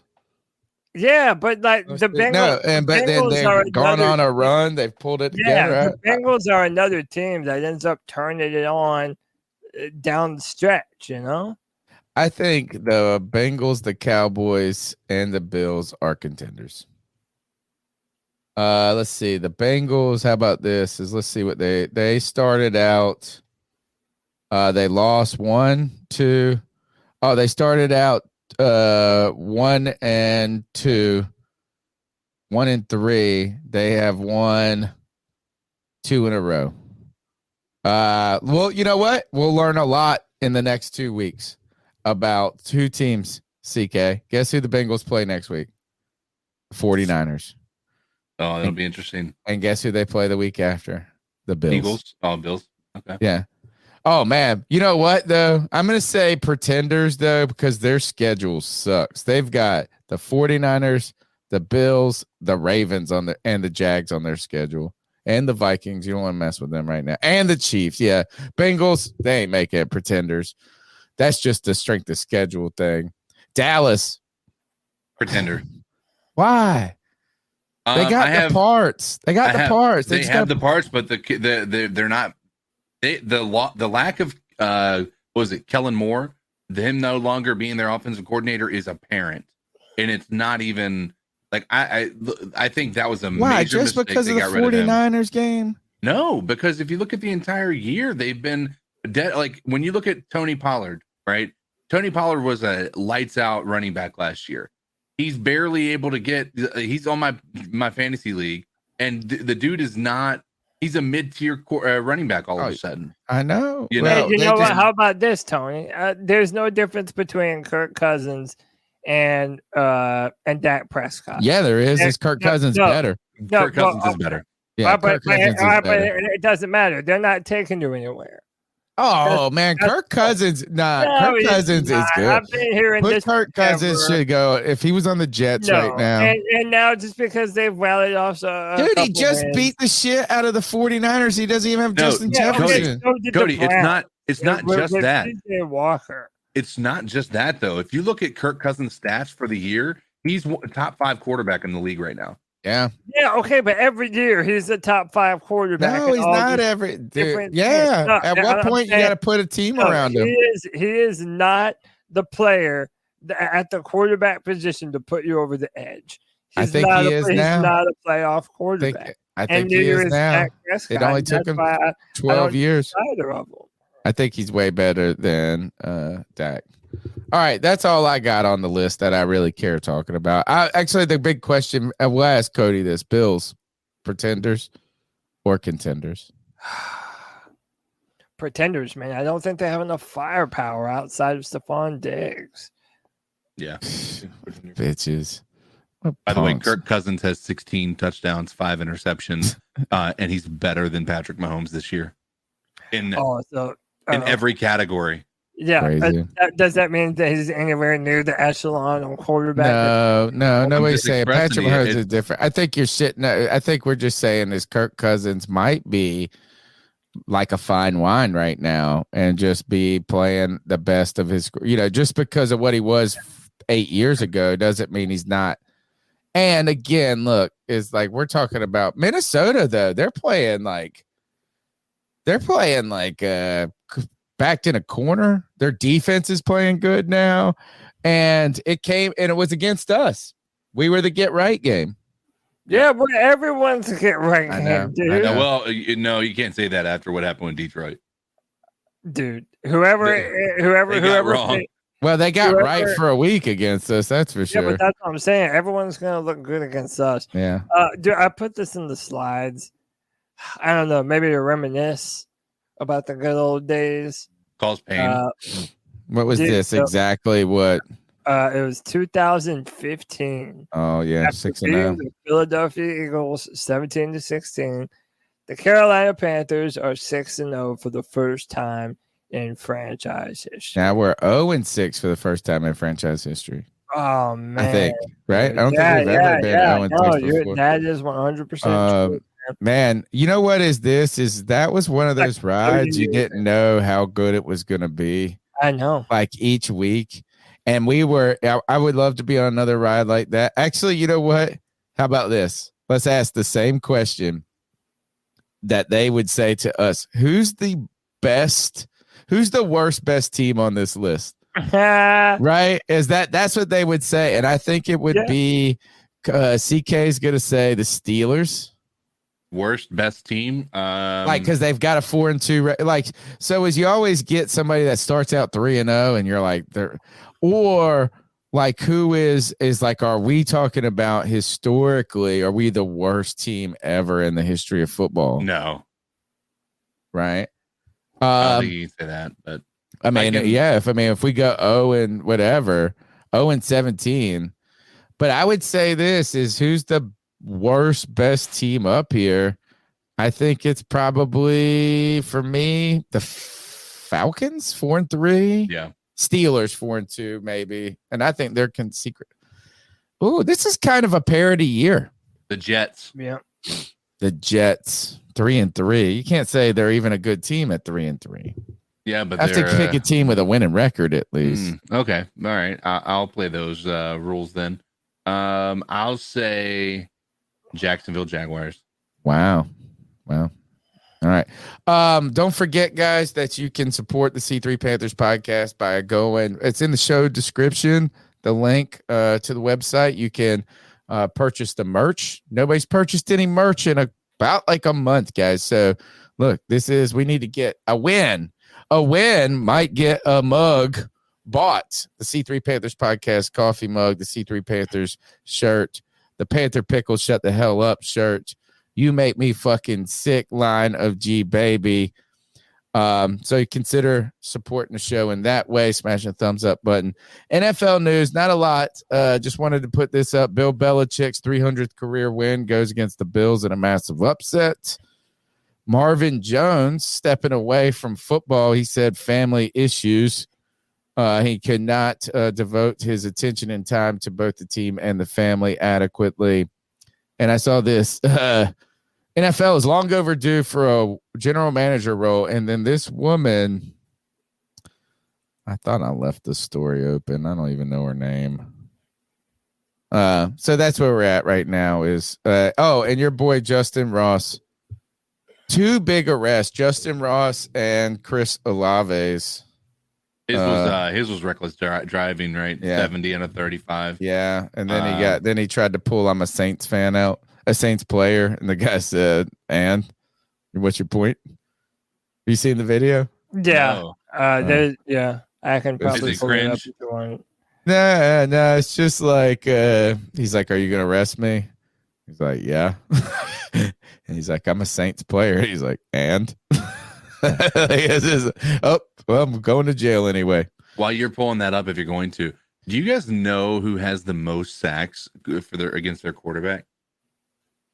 Against who's? What do you mean? What does that mean? Which quarterback has taken the most sacks? In the entire league this year. And mind you, keep in mind, it's gonna be somebody like Zach Wilson.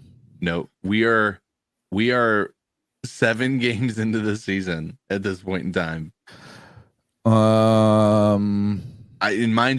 Keep in mind, Bryce Young has 16 sacks on him. Yeah, it's gonna be like 40. He's not even in the top 10.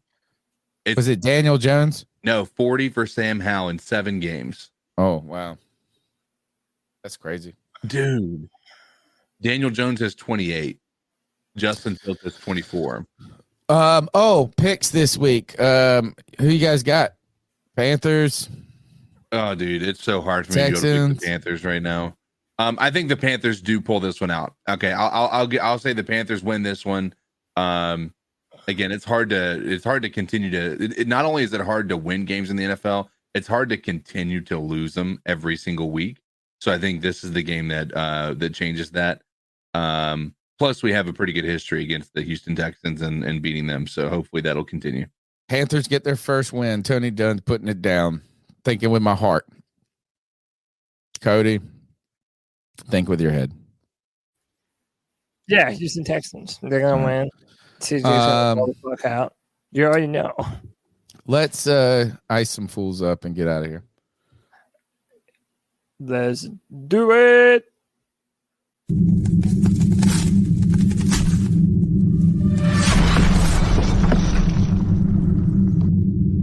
Ice up, son. Ice up.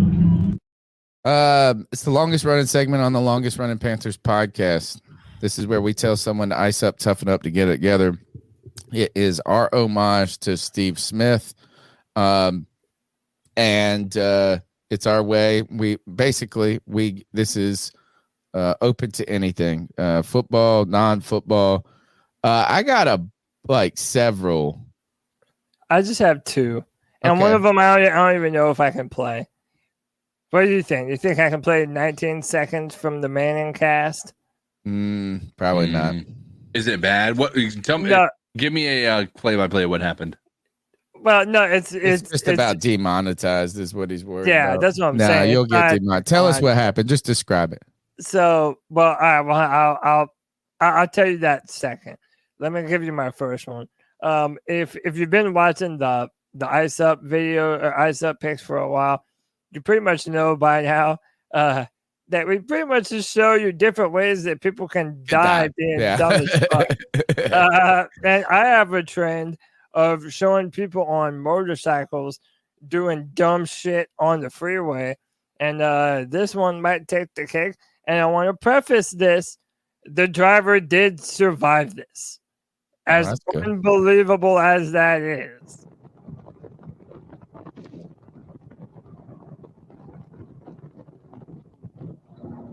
Oh, shoot. How? Oh! I know, dude. That's what I'm saying. He runs into a back of a truck, knocks at himself 100 out. miles an hour, dude. He's still rolling. On his head. And then gets run over by a semi. Eyes up. All right, man. bro. That's All right, crazy. Ping Pong, save yours. Let me go on mine. All right. Well, let me tell you my other one at least. Okay. So Kyle Phillips is a defensive tackle for the Minnesota Vikings. At the end of the game, he goes up to Christian McCaffrey and he's trying to do a jersey swap. All the cameras are on him, and Peyton Manning and Eli Manning are watching this interaction. He goes to do the jersey swap, and CMC just looks at him and goes, "Nah, like no, we're not."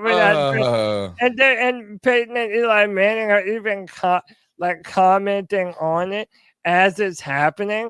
Like, yeah, that's an unfair trade right there. Yeah, that's not a. Yeah, it's messed up. Yeah, like, and you shouldn't jersey swap, folks. Is you should hate each other.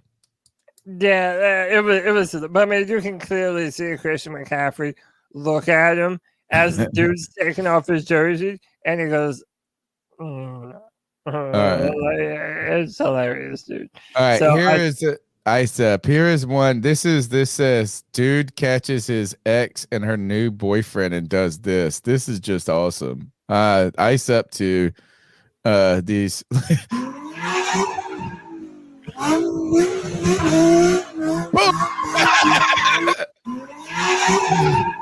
Look, this is backs up. Boom. He backed up and he just smacked him. They're out there making out probably. And hold on. All right, so I got a couple of these today, and I need to unload on some stress. So you guys are gonna have to deal with it. Check this. Let's see. Oh, that Harrison Stat or what is his name? Phillips. He went to Stanford with Christian McCaffrey. That's why they were trying. He was over there trying to swap jerseys. This is, I believe, no, not Harrison. Kyle Phillips. Well, whatever. No, it's Harrison. Harrison Phillips is the name of the guy who was doing it. Oh, okay. Yeah. This I think is fake, but I just love it. Man hires prostitute from dating site, and his daughter turns up. Like that one. That one made me laugh and feel That's funny. how you know you failed. Yeah. All right. This is really this one. Discovered. So I'm in the military and All right. This is someone who is getting a gender transition surgery, and someone asked them, "How the fuck did you get this covered?" Or how the fuck did you get the money for this? All right. Did you hear that voice when I played it? Yeah. Yeah. Okay. This is the response. Great. To answer your question, how did I get all of this covered? So I'm in the military, and TRICARE basically has been upgraded and updated their policies over the last couple years to accommodate trans soldiers and the procedures that we need to become ourselves. It's all right. I'm gonna stop it there. Is first is like right. You pick whatever. Look, is I don't know if tax dollars should necessarily be going towards this for military services, but then this sentence right here gets a nice up from me. It's been a long time. I've had to wait. We need to become ourselves. That we need the procedures that we need to become ourselves. The procedures you need to become yourself. You are yourself. Never mind. It's dude. All right. And I don't want to get too far into that. This is wild as shit too. By the way, also like, who's afraid of the American military? Like everybody's like, this badass Spetsnaz or whatever the fuck, and we have people that are transitioning for us fighting our wars, dude. That's hey, 80 billion to Ukraine, 80 billion to surgery. Yeah, man. It's all just for America. Screw public schools. Yeah, right. This is just wild.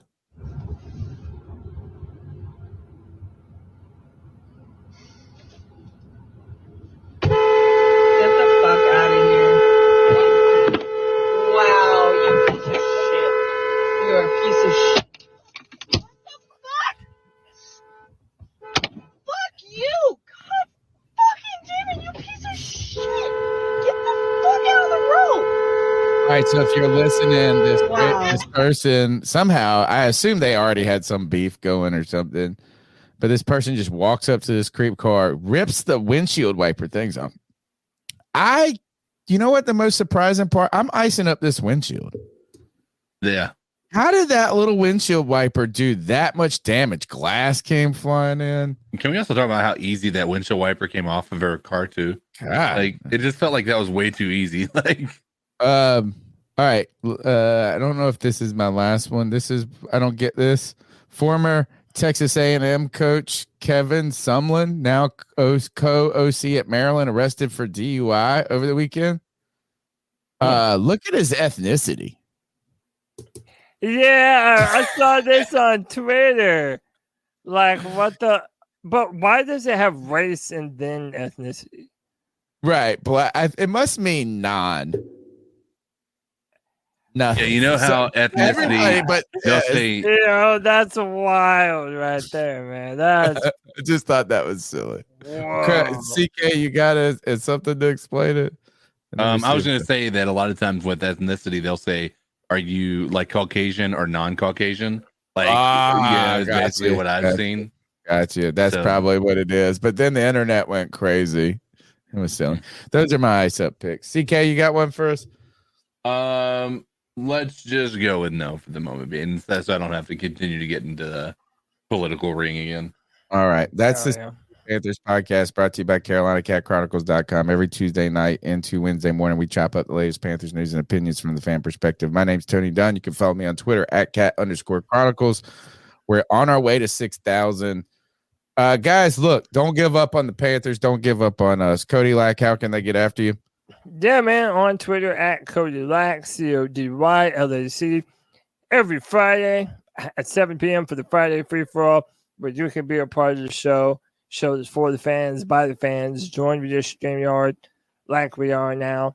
And then we're your therapy sessions, baby. 30 minutes after every Panthers game. This is going to be a big one. Boys are live. Oh, dude, this is going to be wild. It's going to be either wildly fun or wildly terrible.